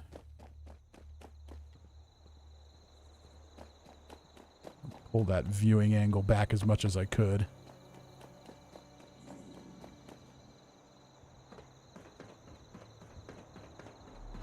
It's definitely fun, I agree, Chris.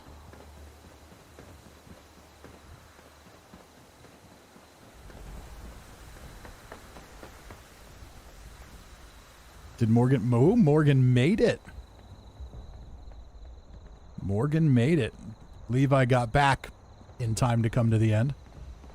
Okay. So now we all go back to the starting line and race again?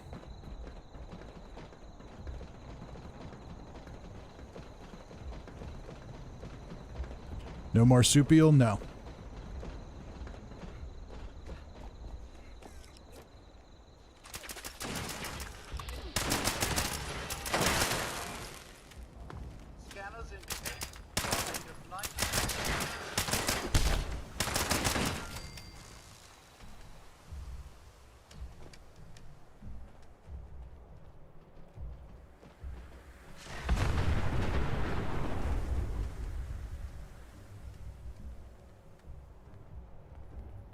Cousin Todd says, in the regular world, you can't build on the bridge, can you? I'm pretty sure that's true. All right, are all of us here? We are. So once, I think we're all here. Yeah, we're all here. So once he shoots. Okay, or I guess we just go now. Oh, I see. He wants us to go that way.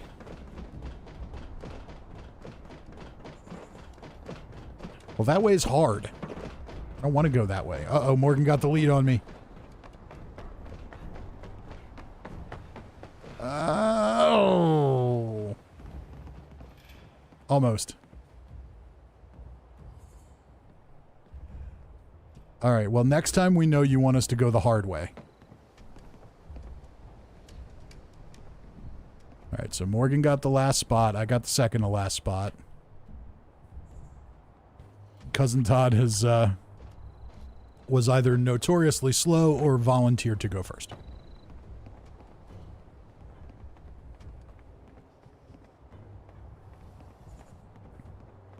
You get up there where you're supposed to be.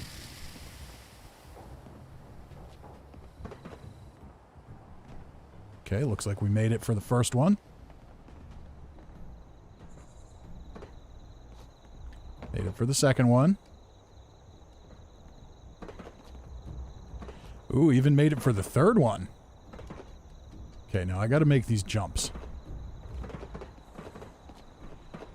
Problem is, we gotta remember which one's which. Okay.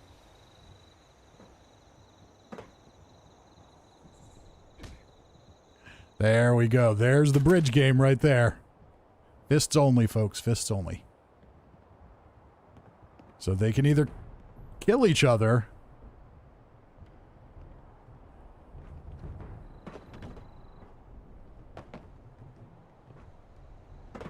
Is that it? Did we make it?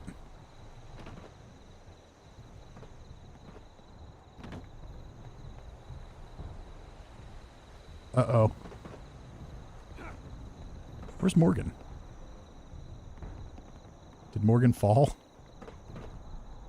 Morgan says Riley killed me. Oh, Riley was working your,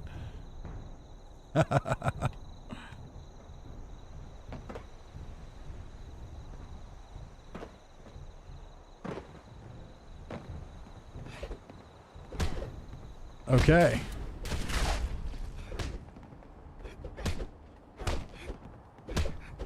So now we beat each other to death? Is that the name of the game here? Let's just run back up to the beginning of the starting line. So this time we're supposed to go the hard way. Not the big walkway, we're supposed to go the little narrow walkway.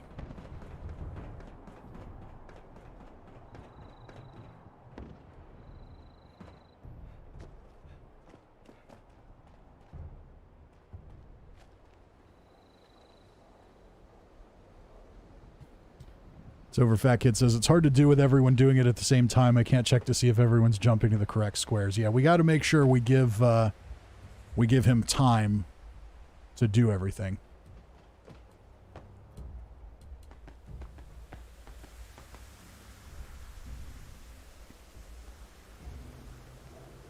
I think you can pretty safely assume that if we're following the first person, we're jumping on the right squares.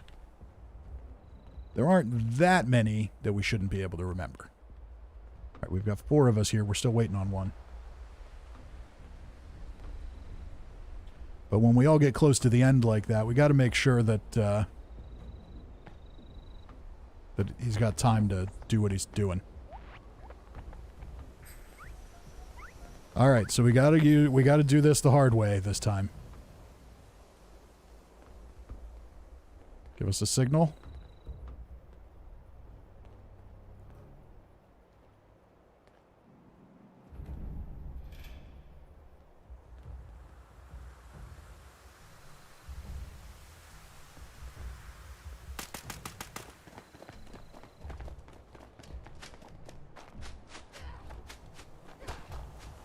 This is difficult.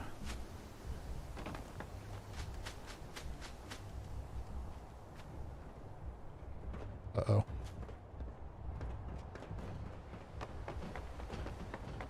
Can I make it? Can I make it? Yep.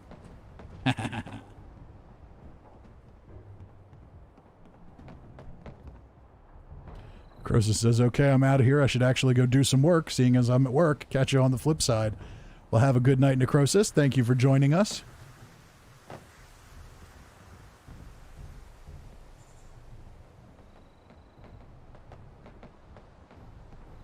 All right, and we're waiting for... Did Cousin Todd fall off the bridge? Cousin Todd must have fell off the bridge.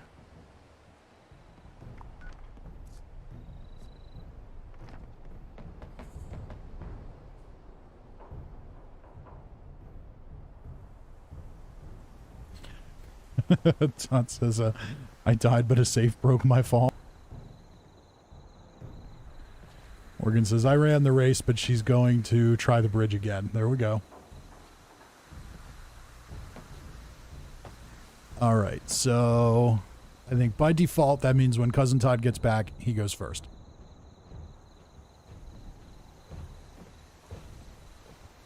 Because first is definitely the least desirable. Well, never mind.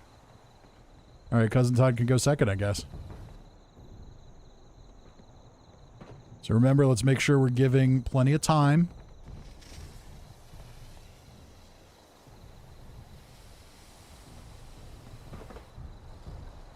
Uh-oh, you're dead.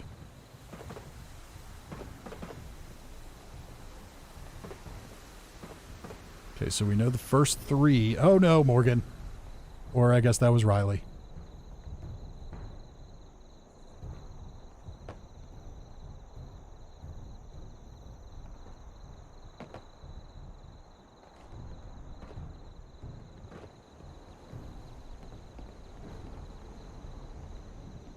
Okay, so Cousin Todd. Oh, you just made it. Did you make it, though, is the question. You did. Okay.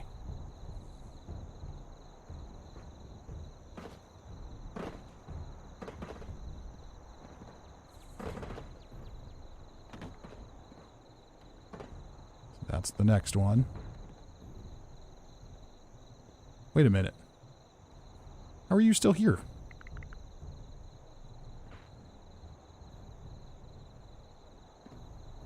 Gotta make a call. Did they make it? Oh, you're dead. That means this is by default safe. And we're to the end. Morgan's doing the same thing she did last time.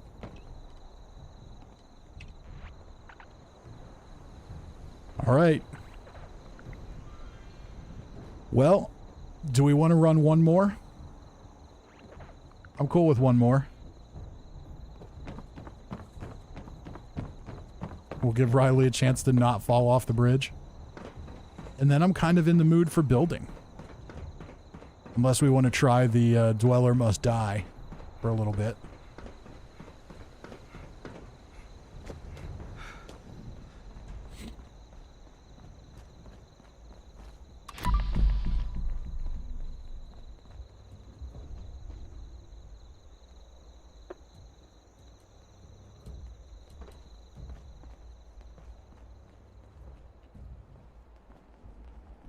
So I did read that Squid Game Season 2 is now in the planning process, which is good. They need to hurry up with that. We need some more ideas.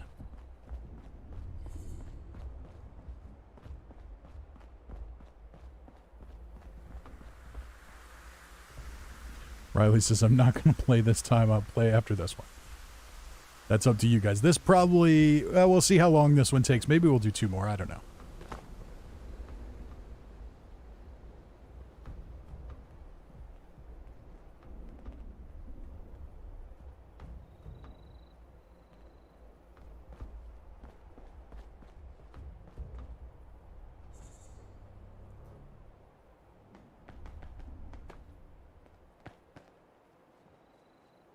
All right, looks like all of us are here. Yep. All right, so we got a race again. Silver Fat Kid says, can you all make a good line? I mean, everybody runs at the same speed, so kind of whoever's first in line is going to win. So maybe we want to line up horizontally.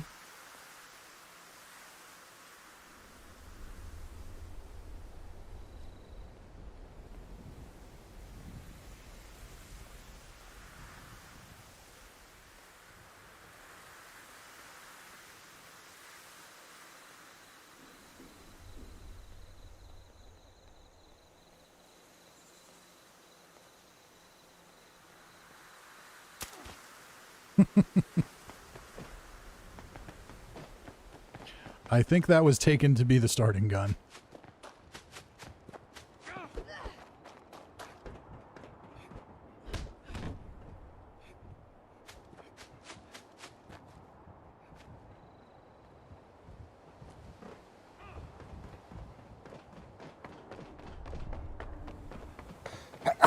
All right, for entertainment purposes, I'm going to go not last.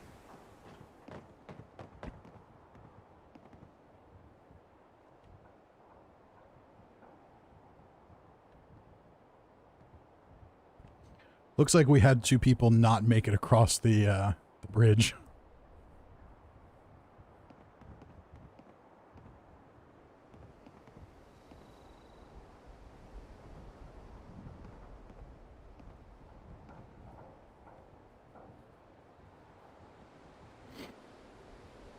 Oh, Riley's got homework she's got to do. Well, that is very responsible.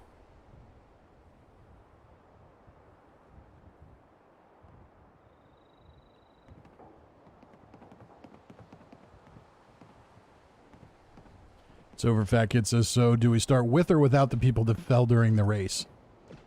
I would say we wait for them because, you know, they fell, so they need to go first.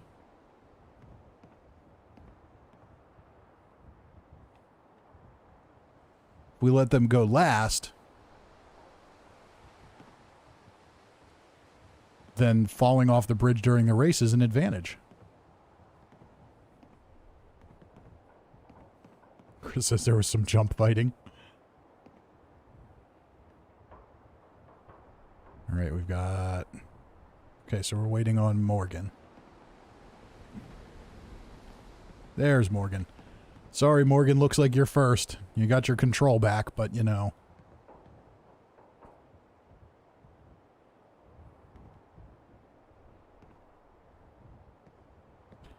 All right, so Morgan's first. Todd is second.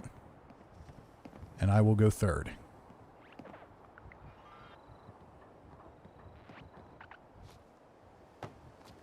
Oh, you're wondering if they're eliminated? I don't think we have enough players to eliminate people that quickly. All right, Morgan made the first one.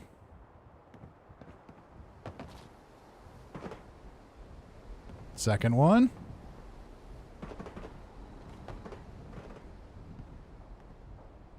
Ooh, we made the third one too.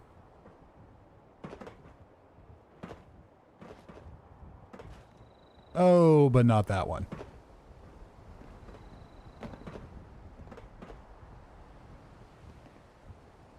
Here we go. Did you make it? There's no movement back yet. I don't know. That one might be going. No, you made it. Oh, my button didn't push. Oh. So that's the problem, is when you run past another player, your Y button tries to interact with them and then you die. Oops.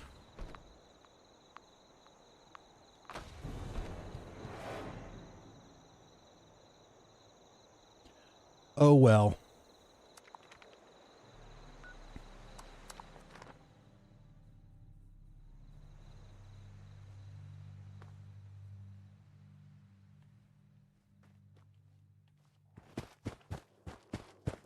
So we'll go see if anybody made it across. I'm guessing they did. There was only one left. So yeah, this is pretty well designed, even with the kind of things you have to work around to make it work.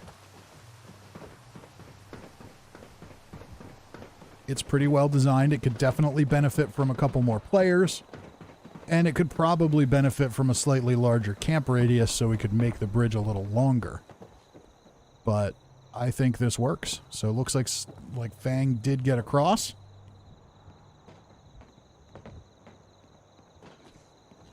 So for Fat Kid says player Fisty has been eliminated. Indeed. Okay, so I think this was very cool. Very, very well done. Big rounds of applause for It's Over Fat Kid and the Bridge Game Camp. So what do you say? So I'm going to head back to the main menu. Let's do a little bit of Dweller Must Die.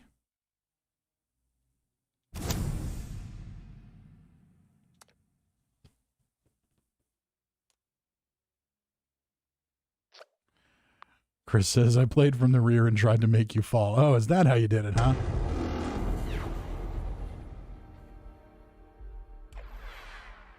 So I just heard the wanted. Am I wanted in Dweller Must Die too? No, it doesn't look like it.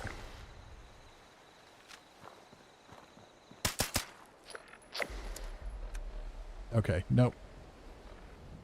Character reset.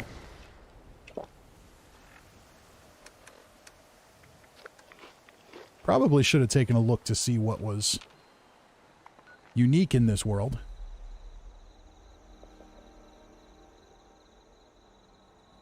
I guess I can find that online.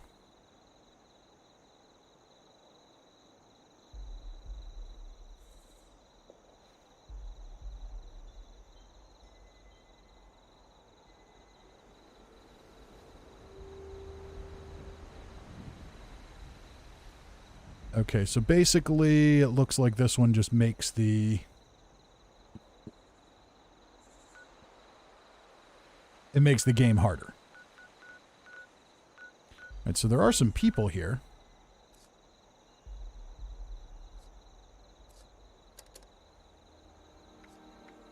I'll start a team.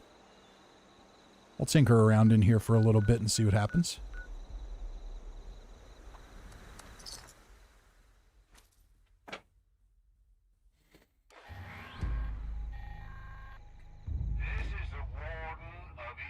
Okay, let's see how this is. So I do kind of like the dark environment.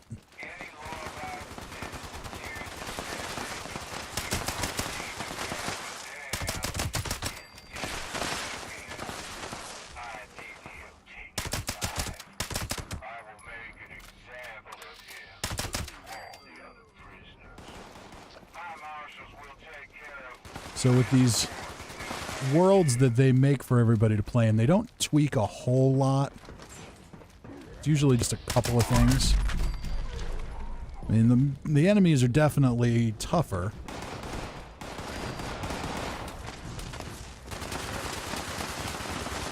They're bullet spongier anyway. Level 60 super mutants shouldn't take that long to take down normally.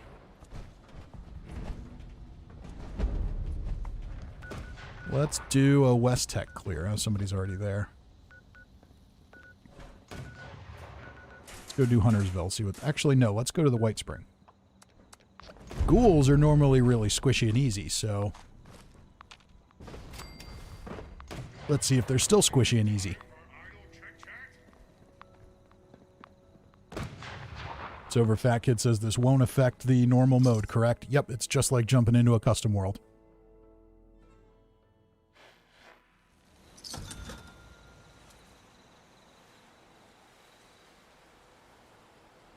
Uh-oh. Somebody's purchasing my stuff. Which is fine, but they're gonna be sorely disappointed when it doesn't carry over to the main game.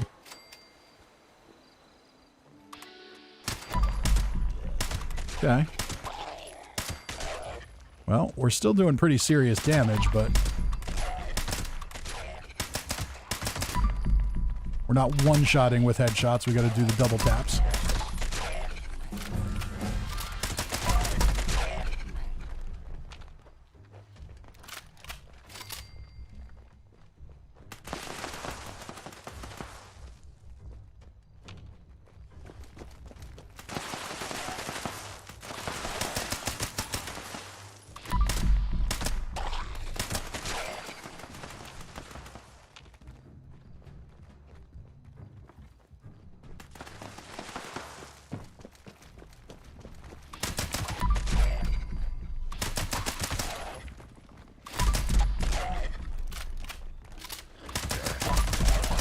Uh-oh, I'm in danger.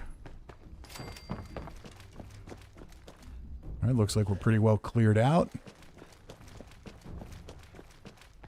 Oh, maybe not. A little laggy. Ouch.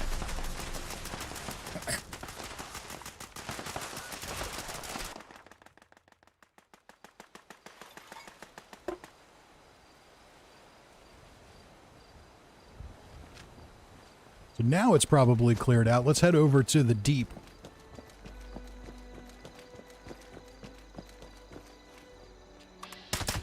See what the commies are like with the challenge turned up a little.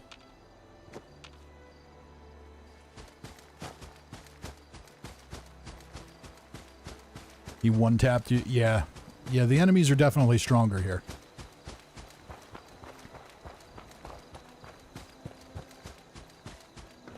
So sneaky players are going to have a distinct advantage.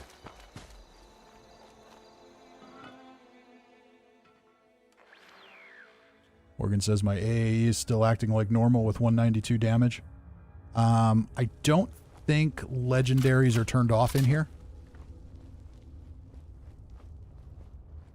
But maybe they are? I'm not sure. Alright, so we've normally got some pretty squishy enemies in here, except for the Liberators. They're always a little tough.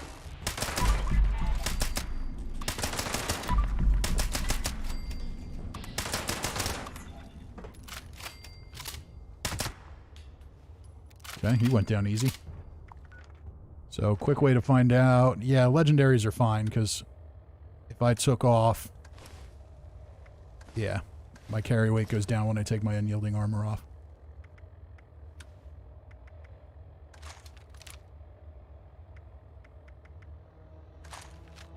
Yep. Legendaries work. At least they're supposed to.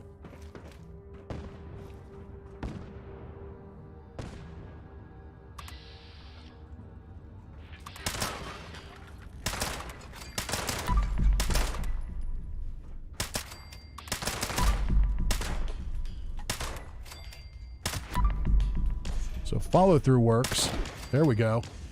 I gotta wait. They need to work on that with follow-through. It's a good effect. It's a good legendary perk, but it takes so long to work that...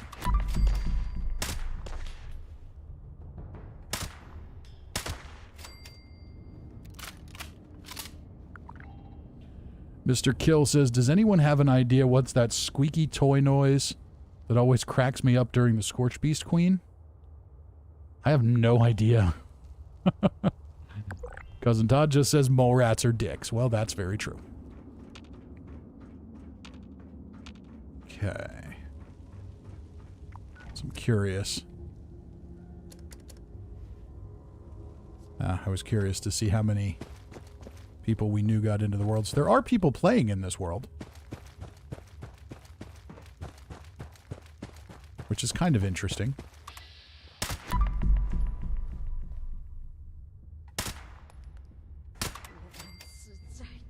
Okay, I'm kind of curious to see what the power armor does for this guy. A definite reduction.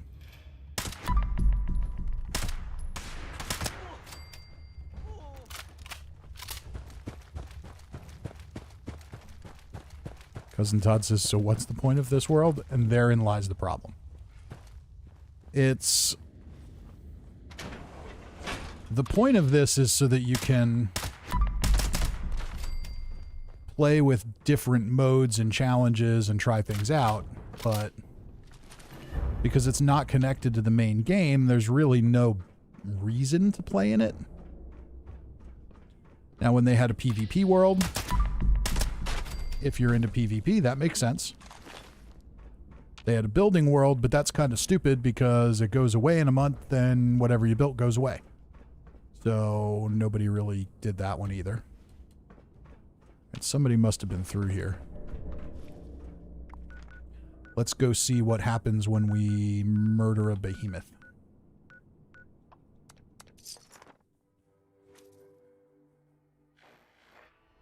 Morgan says, should we see how hard the queen is? We could.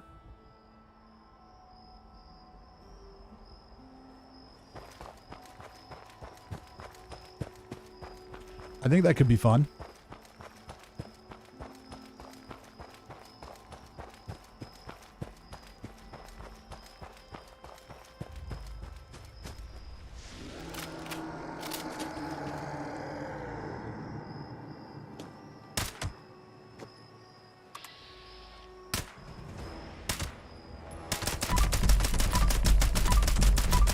Well, if this gives you any idea, it took more than a magazine out of a bloodied fixer to take down a behemoth. Doesn't usually work that way. The queen's going to be tough.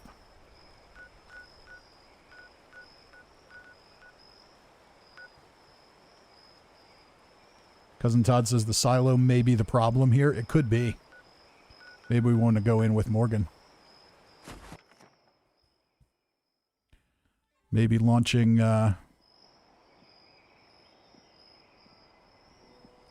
solo may not be as easy as it normally is.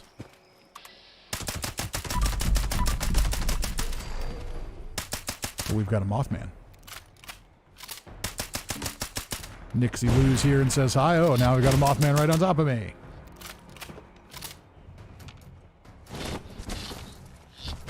Hey, stop jumping.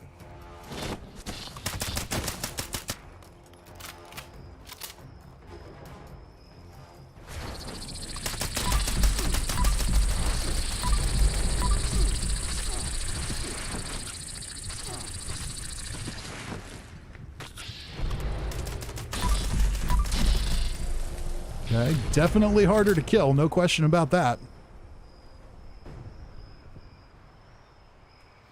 Cousin Todd says the Queen will almost be assured to drop all of the greatest God roll fixers ever. You're probably right about that.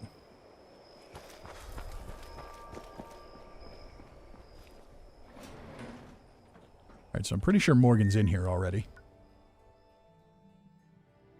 Unscheduled access detected. Activating security system alpha.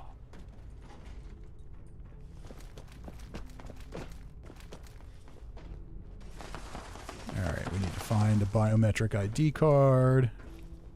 Security incident in the residential sector.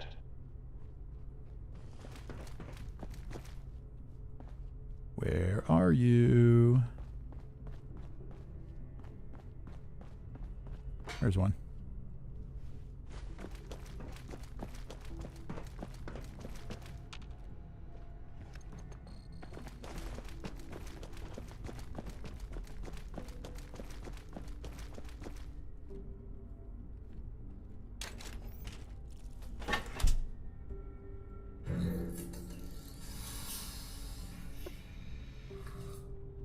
Yeah, Todd, you're probably right. We're all going to get God rolls that can't go back to our normal characters.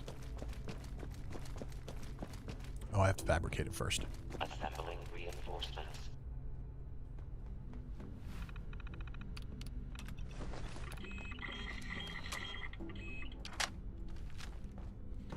So what I do think is interesting about this mode is we might be able to see if it's Access granted. Security incident resolved. Standing down. you know, what it might look like if we have more, General. Scanning. you know, if we have higher level enemies. Detected. Proceed. Your key card and launch code to initiate launch.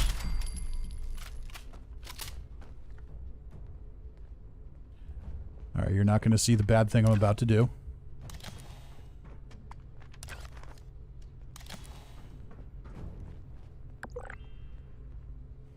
Look at that. I made it all the way through that silo so fast. Isn't that amazing? Uh-oh.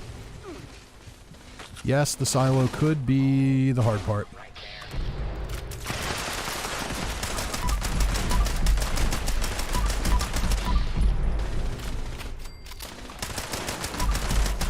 Die, die, die, die, die, die, die, die, die. Wow. Okay, this is definitely harder.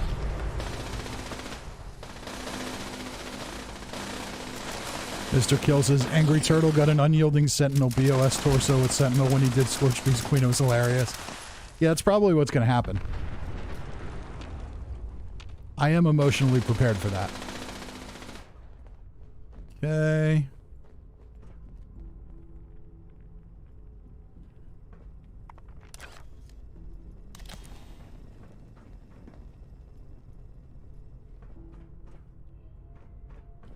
And I swear when I came through here, there was a Colonel Gutsy right there.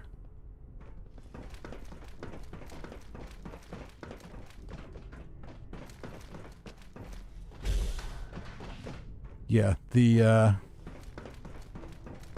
tricky ways to get through the nuke silos quickly, I really hope they never patch because they're just kind of annoying otherwise.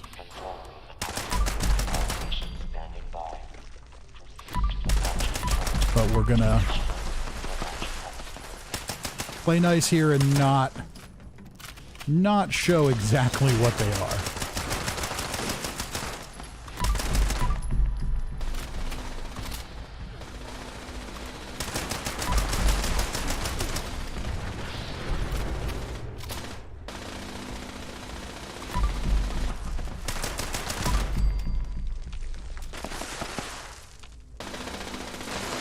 Just want to take a quick look and make sure my perks are right.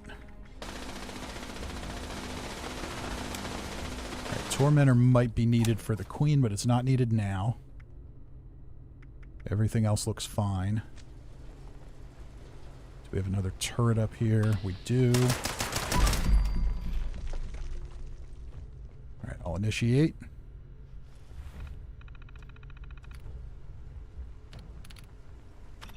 Launch prep sequence initiated. All personnel Nixie Lou says, I wish I knew the tricks. To stations. Assembling launch control chief.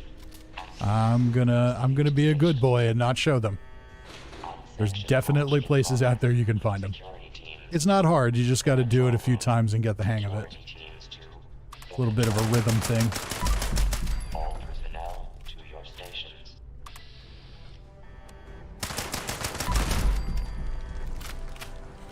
So if we're nice and sneaky in here, we might not get overwhelmed.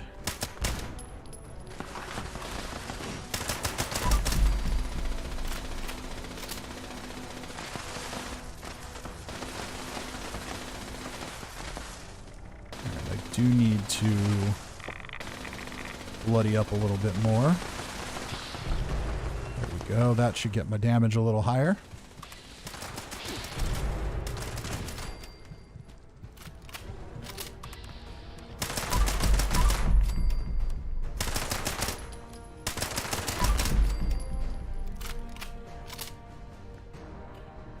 Randy says, I run 15 to 20 silos a day. Not sure I can run it the right way anymore. Yeah, I don't run them all that often just because I'm not playing all that often anymore. Well, I never really played that often, but it's, Chief propulsion officer active. Alright, there's an Assaultron coming out.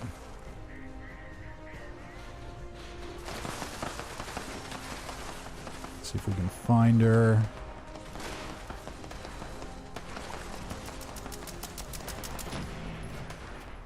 She's definitely still out there. Launch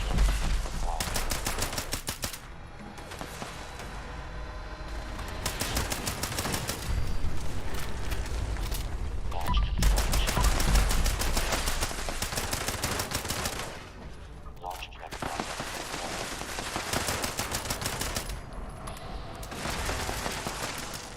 Okay, we gotta replace the section chief. Levi's doing it.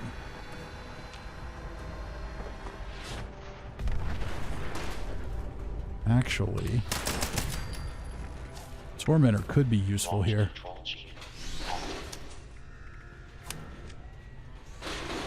Crippling limbs on these robots with as tough as they are could be.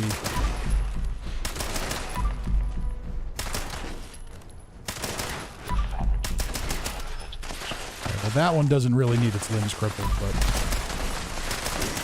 if we get more Assaultrons.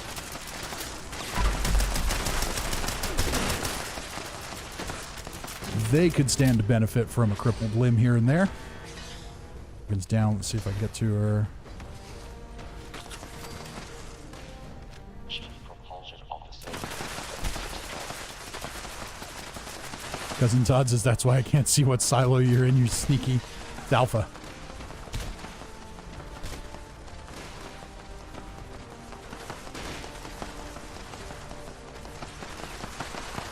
Okay, we lost another section chief. Launch prep at 25%.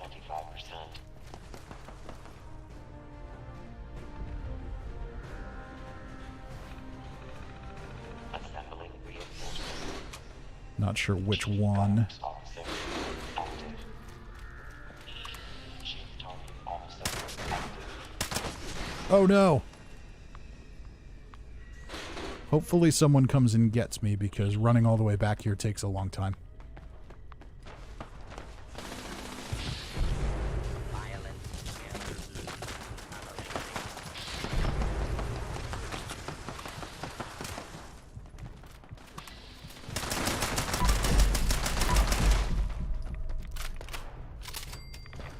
And I'll see if I can get the Morgan. There we go.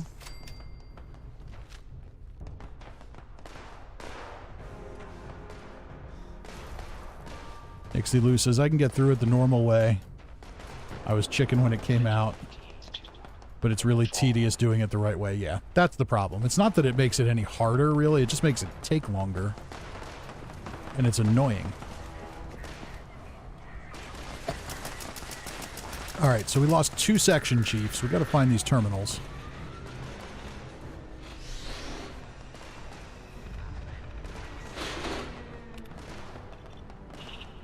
Okay, we got that one up. Officer active.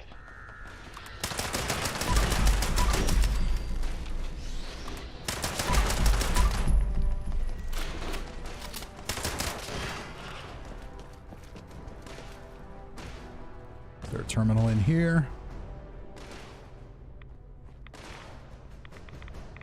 No. Okay.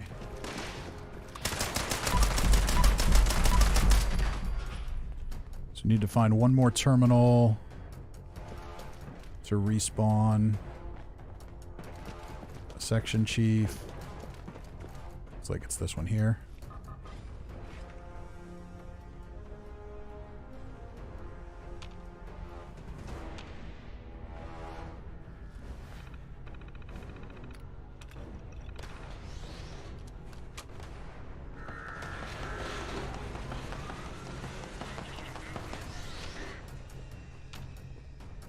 Okay, they're all back up and running. I don't know why I'm bothering to loot anything in here. Oh, we got another Assaultron.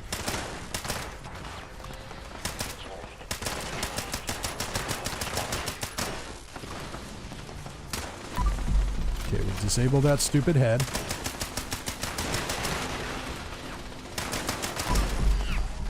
With her legs out, there's not much she can do.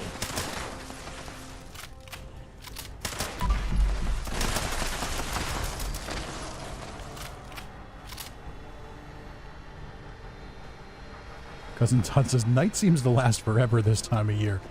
Yeah. 75%. Switching off daylight savings time doesn't help.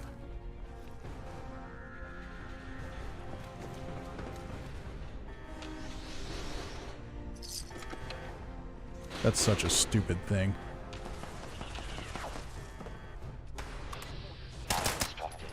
I don't think there's anyone at this point who likes changing the time. Oh, we've got another Assaultron.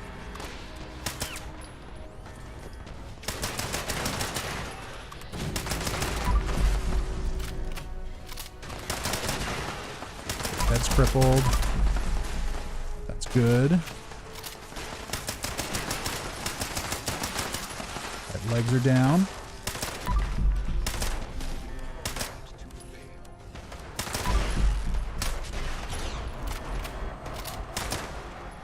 Alright, she's gonna blow up. Chief Guidance Officer. Launch prep complete. All systems nominal. Alright, there we go. Final authorization.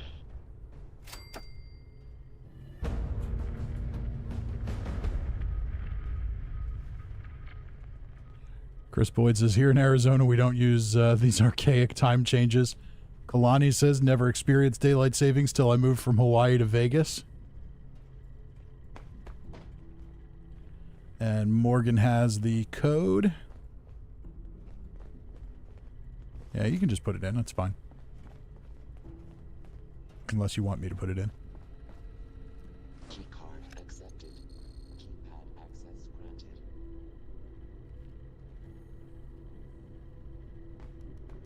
8, 9, 6,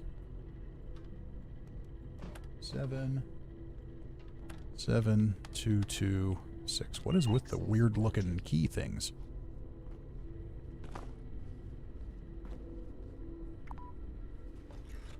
Mr. Kill says, I used to like it because you could go places at night much sooner. Well, I suppose that's true. Okay, so we need Fisher Site Prime. A little higher than that. That should be good.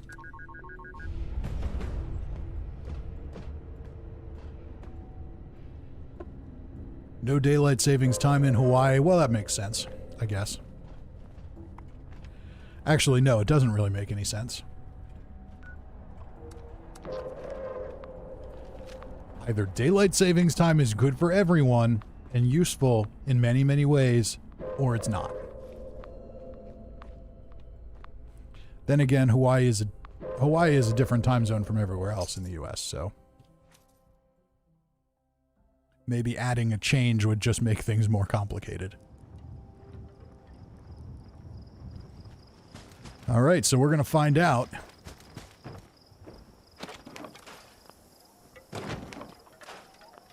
to find out how tough the queen is here.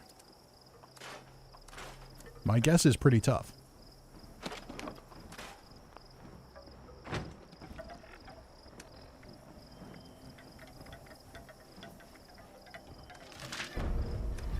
Alright, we're going to use one of those. Make sure I get into Nerd Rage, and we're going to cook up some food.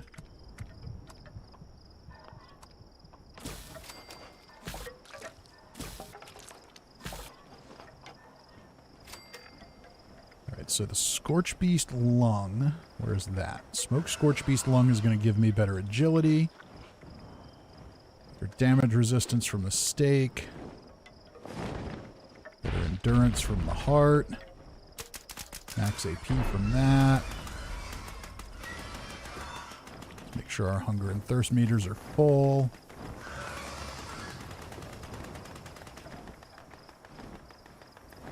Deathclaw steak is extra strength. That doesn't really do anything for me.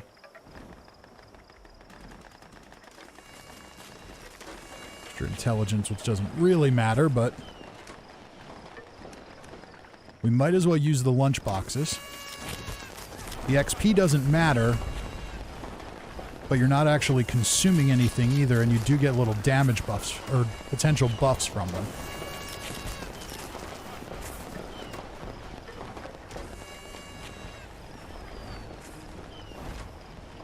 Kalani says, common saying we say a lot in Hawaii is called Hawaiian time. Basically, it means we show up whenever we feel like. DST was implemented, I don't think anyone would show up to work. Yeah, so pretty much what we call rock and roll time everywhere else where, you know, rock and roll is involved.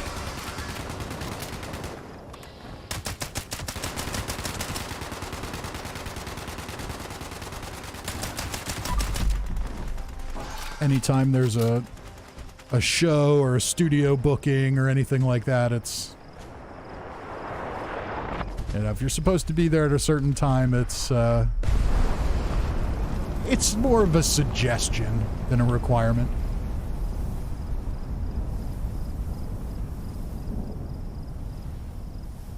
All right.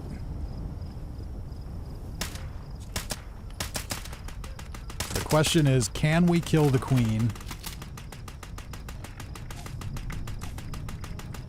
All right, what do I have here? All of that looks fine. Criticals. All right, all that's fine. All right, inspirational I don't care about, so we might as well take Tenderizer.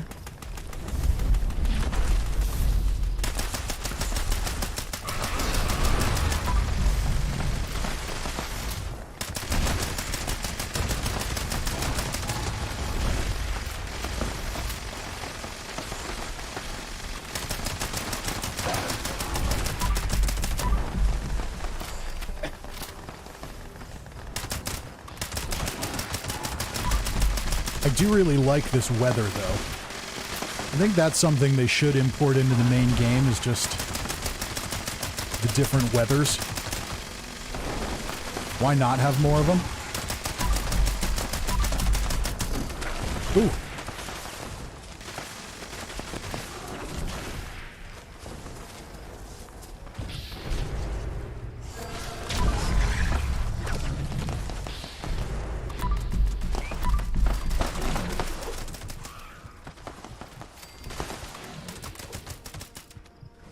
Well, this is definitely harder than normal.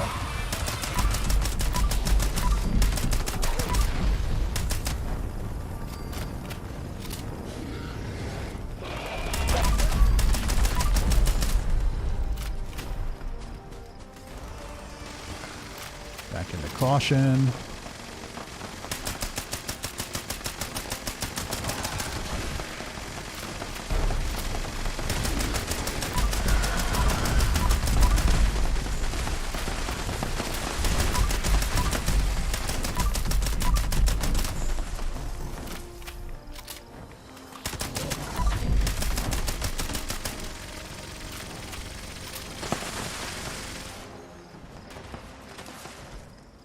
See, now what I like about this, what I like about the enemies taking more damage is, or taking less damage is that it does take a little longer to kill them. And you notice things more. Little animations that the characters and enemies have that you don't normally get to see because you kill them so fast.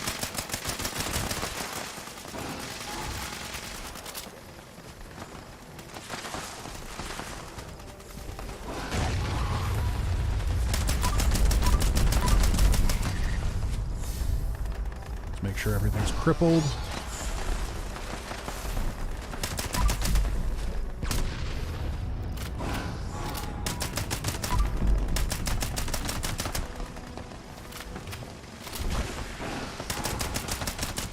Now would be a good time for some cryolator action.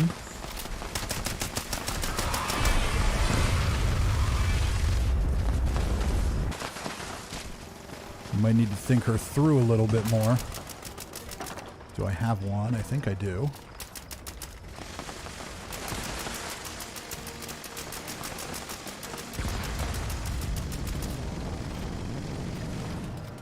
Thought I had I have a quad. Okay.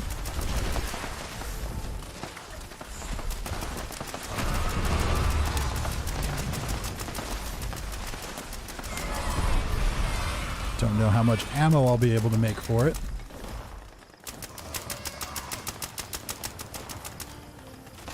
A little bit anyway.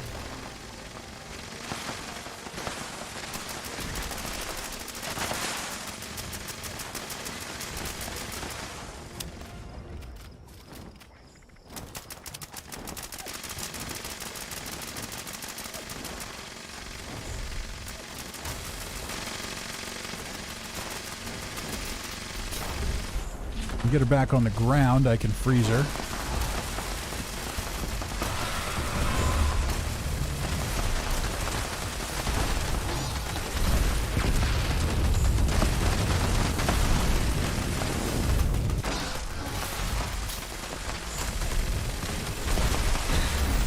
Can't freeze her for long though, can I?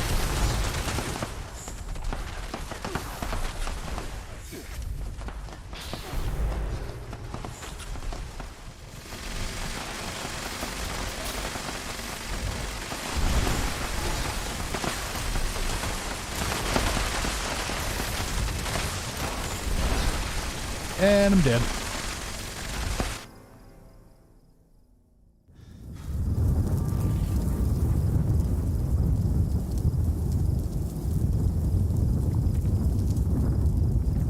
Of course, it spawns me in the nuke zone.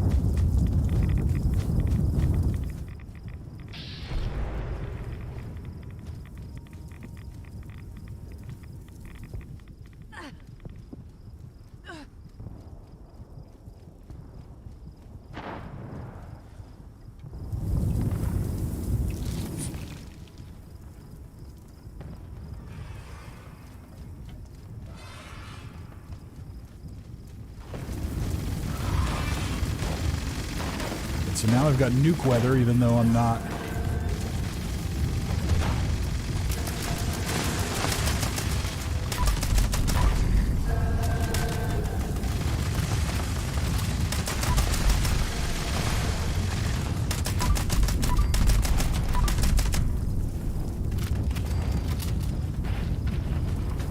Alright, so I think the vampire's cryolator might be better. Quad is good, but it's okay if I need to pause for a second to reload. The vampires is going to help me stay alive.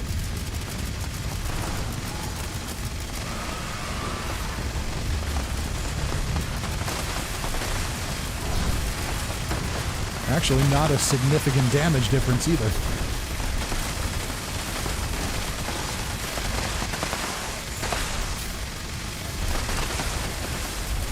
Oh, well, there wouldn't be, would there? Quad has no damage buff. Duh. Alright, she regenerated, so now we should probably let her fly.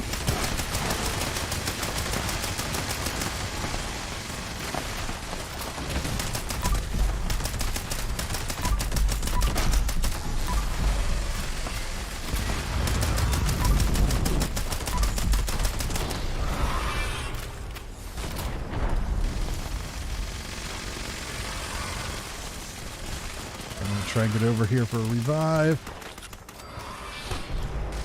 Alright.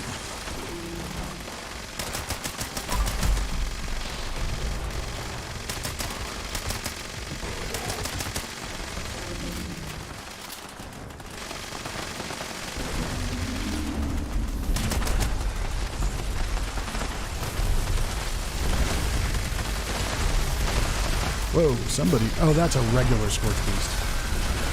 So, wow, that Scorch Beast Queen's dying quickly? That would make more sense.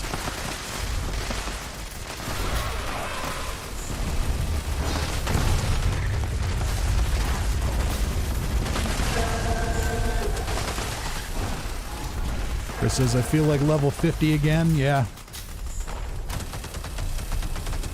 I don't mind that. I don't mind more of a challenge. I think you could kind of achieve the same thing in regular adventure mode if you just raise the level cap on enemies.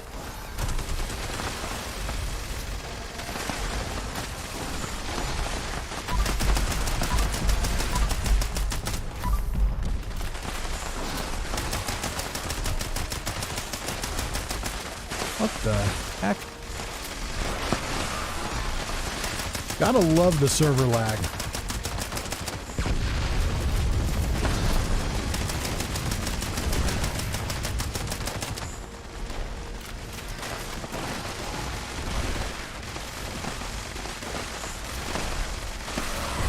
Uh-oh, she got away.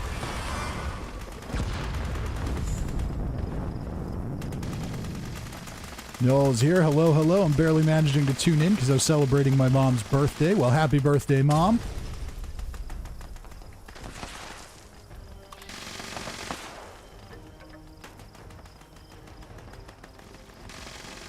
All right, where'd she go?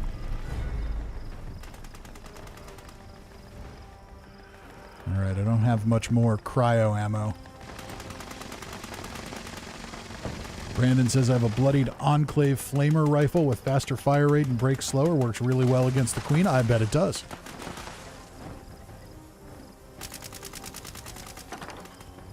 Let's see if I've got anything else interesting in here that might work well. Executioner's flamer. I don't have any flamer fuel. Okay. Might be an interesting time to try this out. I don't have very good strength on this character, though, so...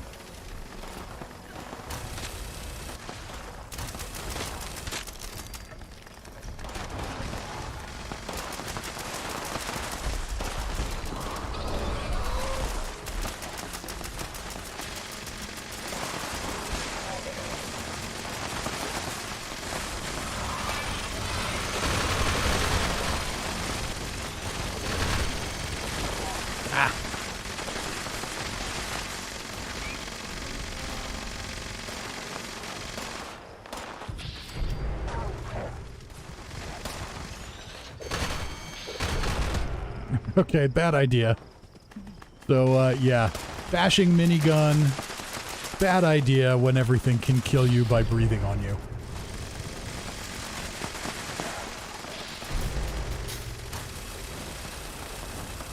And this thing just decided it's going to start shooting. Okay, well, there goes my ammo.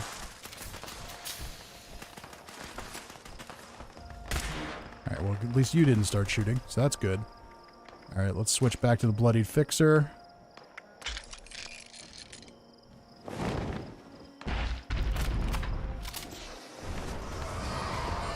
Morgan says now this is hard. Yeah, this is definitely a lot harder.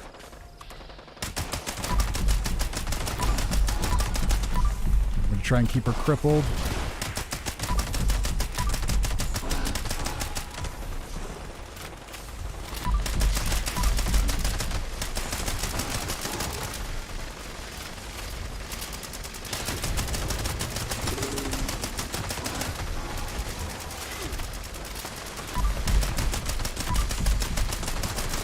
Look at how slow that Mega Sloth dies. Wow.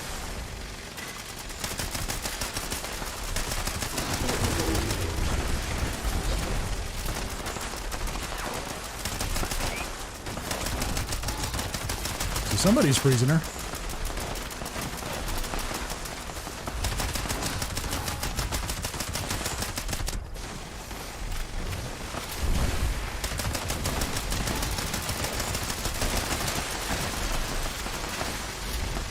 All right, we're gonna get her. I don't doubt that. Especially if we can keep her frozen like this.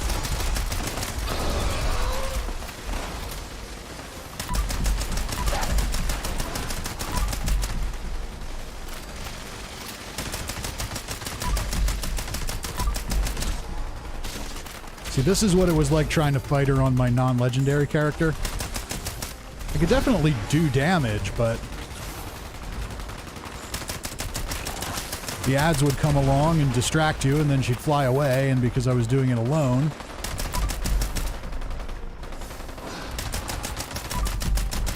there was nobody else to keep her occupied. So she'd fly away and regenerate health, and then before you know it, your 30-minute window has passed.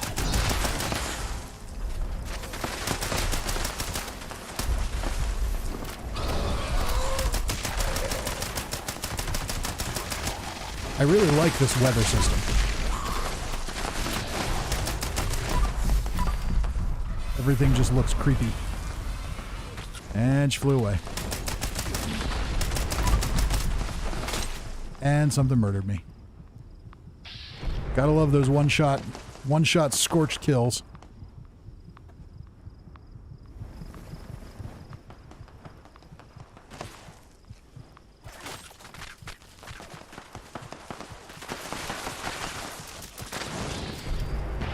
There we go. All right, let's get over here and get her dead.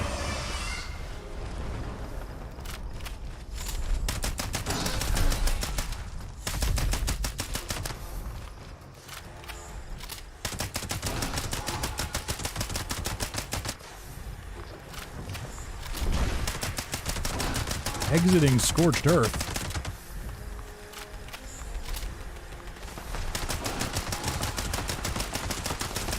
Where did she run away? Wow, she's all the way up here?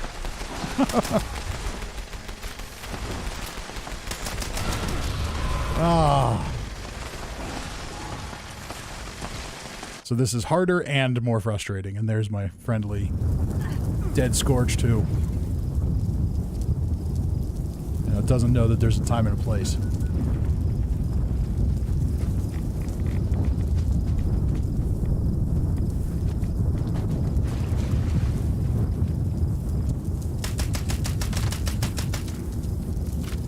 Oh, John W's here. Necrosis is back. How you doing, John? How's the new job going? Necrosis says, what did I miss? We're doing the Queen in Dweller Must Die. And it is definitely a challenge, that's for sure.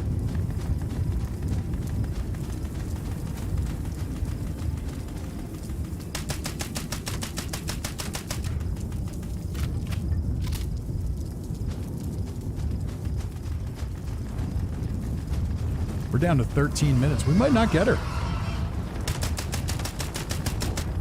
She's being difficult. See, I'm hearing the landing animations play, but she's not landing.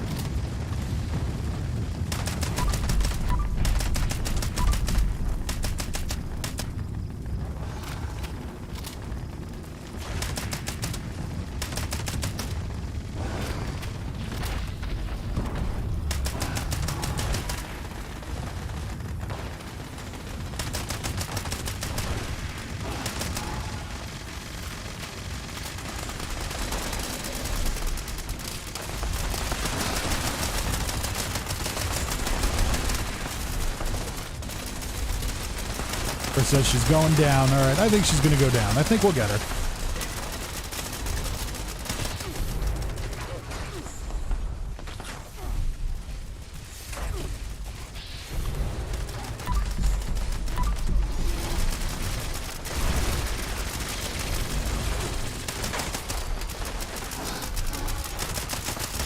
All right, I'm just going to huddle right in here.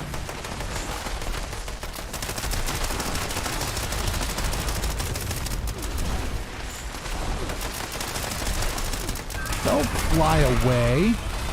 We're not done playing with you yet.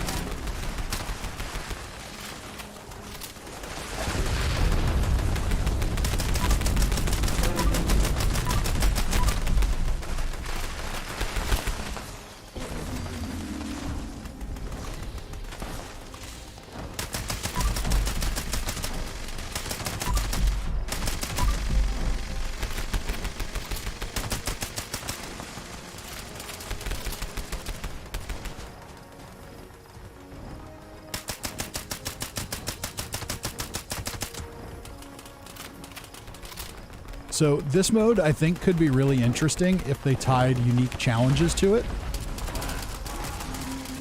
Maybe gave you unlimited ammo.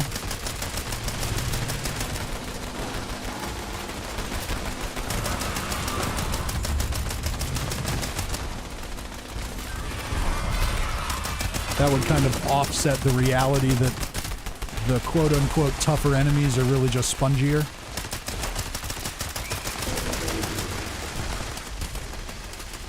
Put some unique challenges into it. Something like that, and then maybe some unique rewards for accomplishing different things in this mode.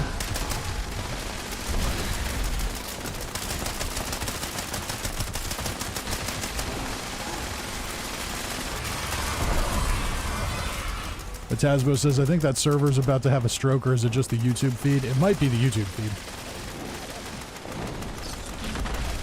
I'm showing plenty of output on my end. You might want to... I mean, the server is being a little weird, but if you're getting lots of weird stuff, you might want to refresh the stream.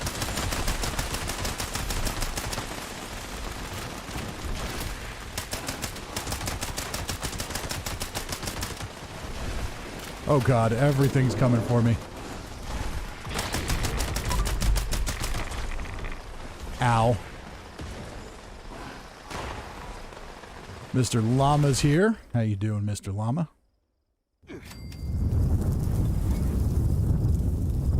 Todd says it's definitely more crowded than usual on the shack rooftops. That does appear to be the case. Oh, it would be so nice if it wouldn't spawn you in the nuke zone. When you don't die in the nuke zone.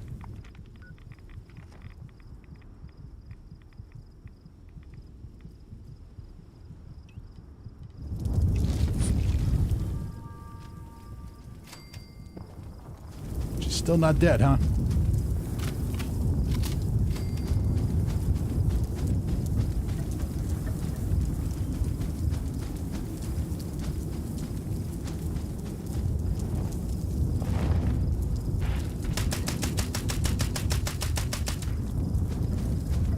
We're getting there.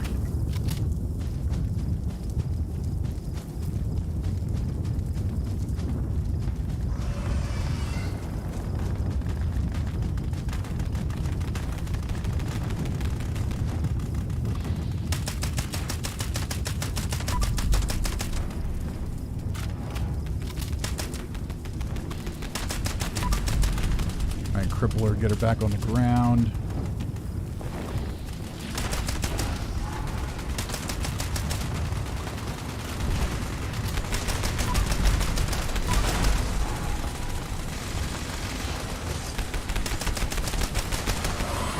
Oh, come on. See, she's being difficult. All of her limbs are crippled. They've been repeatedly crippled. And she just keeps getting up and flying away.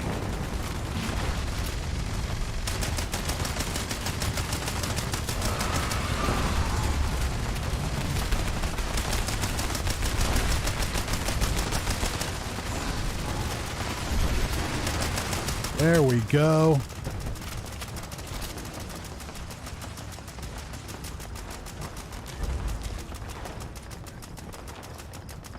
Alright, well, what I got from her was still crap.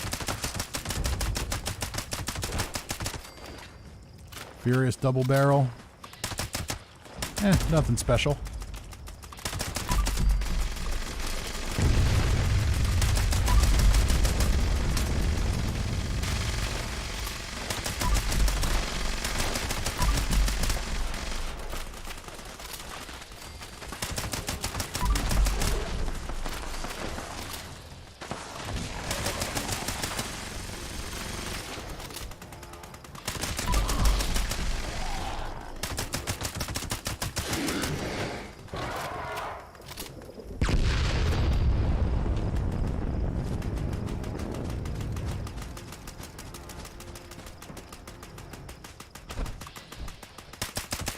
Says that was hard. I never died so much in my life playing this game. Yeah, it's definitely harder.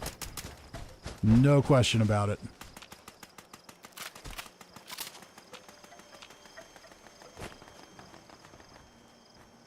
So, we did that.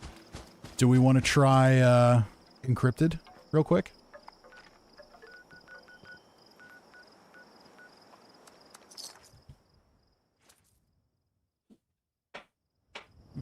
Morgan says launch another. I think I'm good on that. Cousin Todd says quad explosive railway. No, not really. That's good.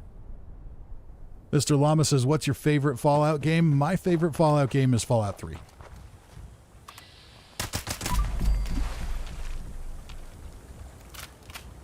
I think everyone's favorite Fallout game is usually whatever the first one they played is. And that was my first one.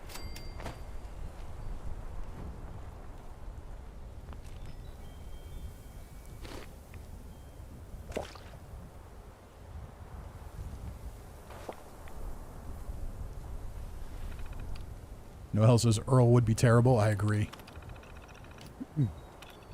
Yeah, I don't think Earl would be very realistic. Alright, listen up, agents.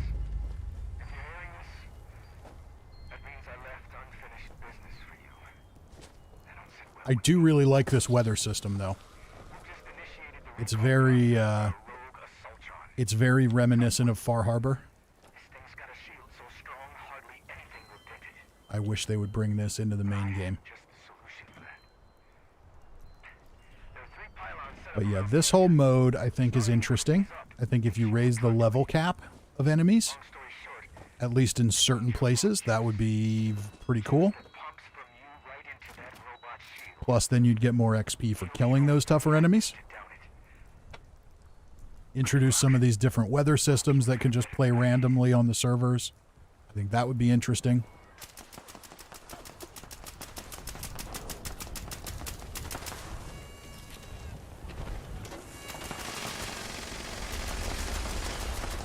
Mr. Llama says I never got into Fallout 3. I really like Fallout 3. Cousin Todd says I played 1 and 2 first, but didn't get that into them. 3 was a revelation for me. Yeah, I didn't play 1 and 2 first. I've tried to play them both multiple times over the years, and it's the top-down isometric thing. It just doesn't do it for me. I find it hard to really engage with it.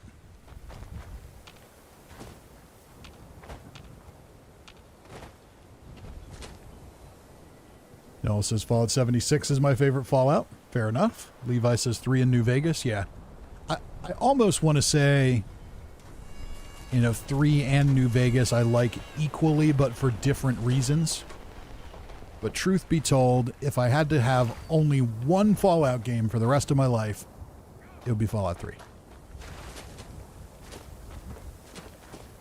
I really like the subtlety of the choices. So the different choices you make in Fallout 3 do affect the game. It just doesn't come right out and slap you in the face with it like New Vegas does. And I appreciate that. Mr. Kill says raise the level of your already good gear little by little up to 100. Yeah, I mean, things like that could be good.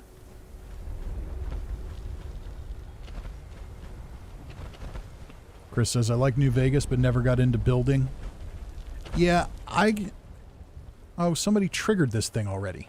I'm going to give people time to show up. Well, I guess there aren't that many people in the world, so we're good. Yeah, New Vegas, you didn't have any building to do, but Fallout 4, that was definitely a unique thing that I got into it, but I didn't like it as much as I like building in 76. In 76, you just kind of have this built-in incentive that people will come to your camp and see what you built. So it just makes it inherently rewarding, where now when I go back and play Fallout 4, I want to build a nice settlement, but it takes a lot of time and energy, and no one's going to see it, so ultimately I just don't. Because what's the point? John says the gunplay in 3 was bad, though. Oh, yeah, it was terrible. But, you know. But the story was better. The story was great. The world was great.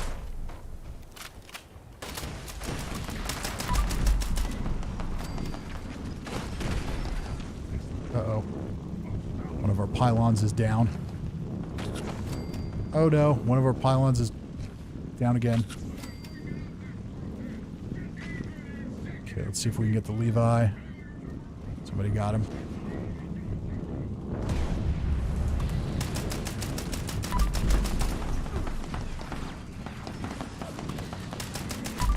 Now, most of the time, she dies really fast.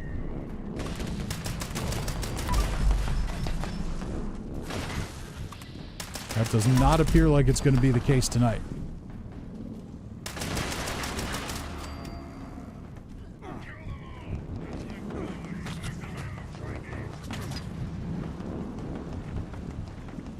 I better go vampires.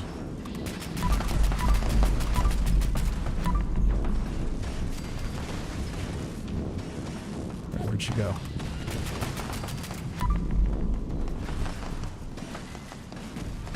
Okay, we lost a pylon.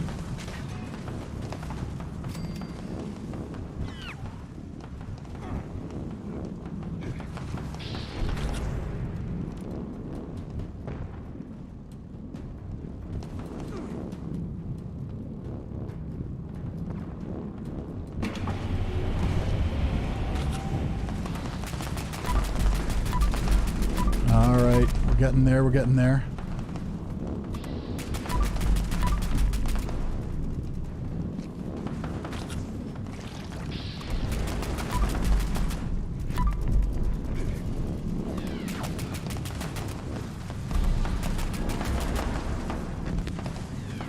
Okay, she regenerated.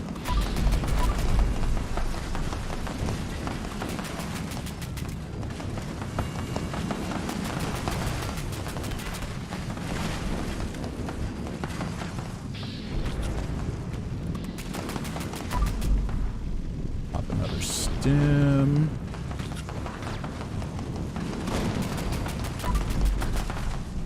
As long as we can keep putting bullets in her, the vampire's weapon seems to be offsetting the pylon damage. Oh, we lost a pylon. It's not that one.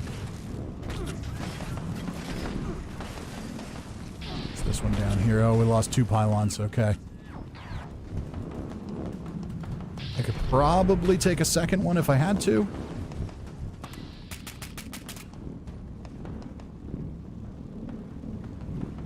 Don't think I can do 3 as low as I am on health.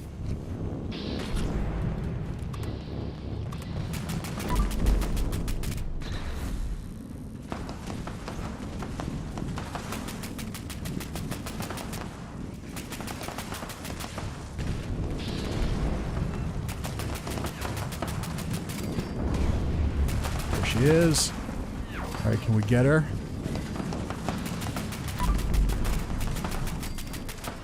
Dead. We made it.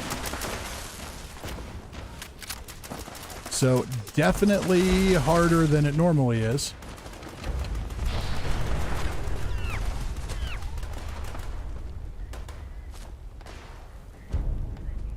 Mr. Llama says, is the server full? I don't know.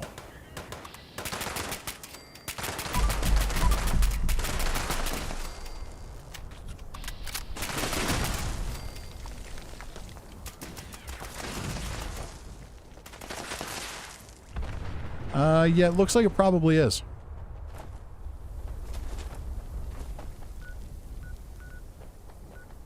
Yeah, there's definitely people playing this mode tonight, which is interesting. Because usually you hear about how nobody plays it. Maybe it's just because I'm in it and people jump in the world when that happens, but it only looks like we've got a handful of people from the chat here, so I think we have a lot of native players playing in this world, which is kind of cool. Tells me that people would like to see a little more of a challenge, and hopefully Bethesda picks up on that.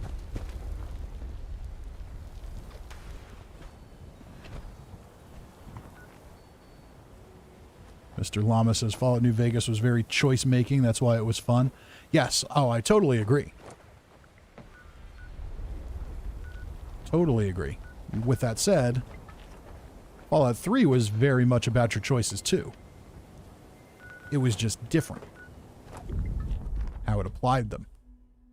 In Fallout New Vegas, it was always very clear where your choices were going to lead. You know, if you do X, you're going to piss off Y.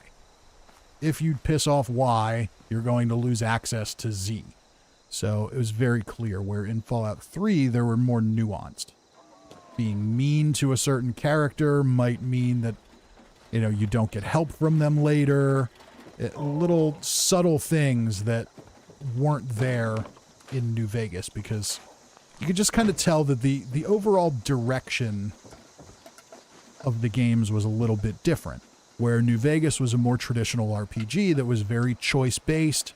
It was very much of a tree of player choices. Where in Fallout 3, I'm sure that tree of choices existed, but they wanted to create... They wanted a world that was more immersive. And I think they achieved it, because you have all the random encounters all around the world. So every time you walk through the Capital Wasteland, it's never exactly the same, because of all the random encounters that can happen and combinations of things. And you have that still in Fallout 4 and in Fallout 76. But in Fallout New Vegas, you didn't have that. In Fallout New Vegas, you had a couple of random things, but for the most part, everything was scripted. You go to one place, you're going to see the same enemies every single time. You go to another place, you're going to meet the same NPC every single time. It's very rarely different. So that was the difference. Where in Fallout 3, what they wanted to go for was a more immersive, feel like you're living in it kind of world.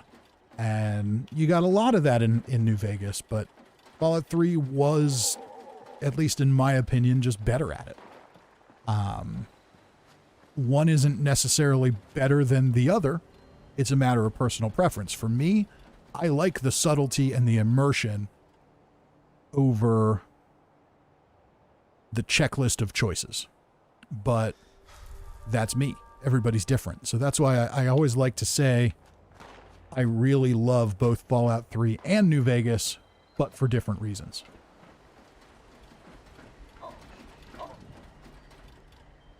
And I think we can all agree that both of them are better than Fallout 4. Except for the gunplay.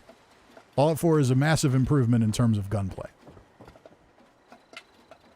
But other than that, it doesn't do anything better than those other games did. Morgan says I need a drink after that. That was intense. Mr. Llama says New Vegas could have been better if they had more time than just 6 months. Well, they had 18 months.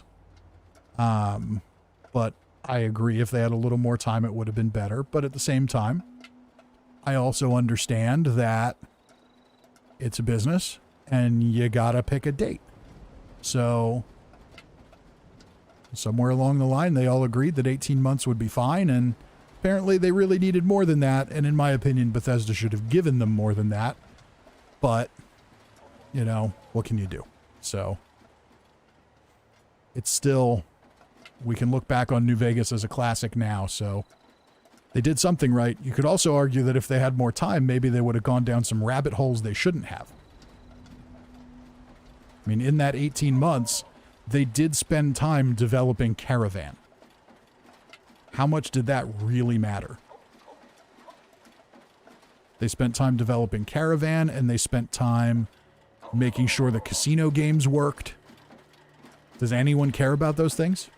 Really? So... Oh, we got our spammer back.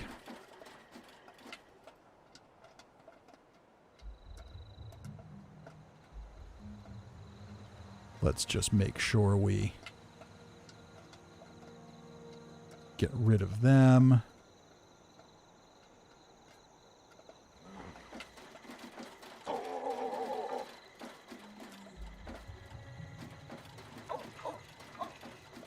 Okay.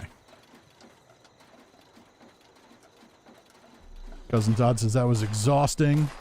So bedtime, good night all. Good night, Todd. Chris Boyd says bring back Fisto. Mr. Llama says yes. Yeah, that's the other part that Fallout New Vegas did better, is the adult humor.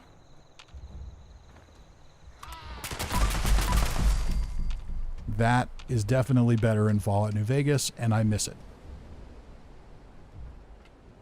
I mean, I wouldn't exactly say that Fallout 76 is tame, but I mean, it really was tame until Wastelanders came out, and they definitely got some more of the grit back with some of those characters. But yeah, there's definitely things that, I mean, we did that New Vegas stream the one night. We found that billboard, holster your weapon at the Gomorrah.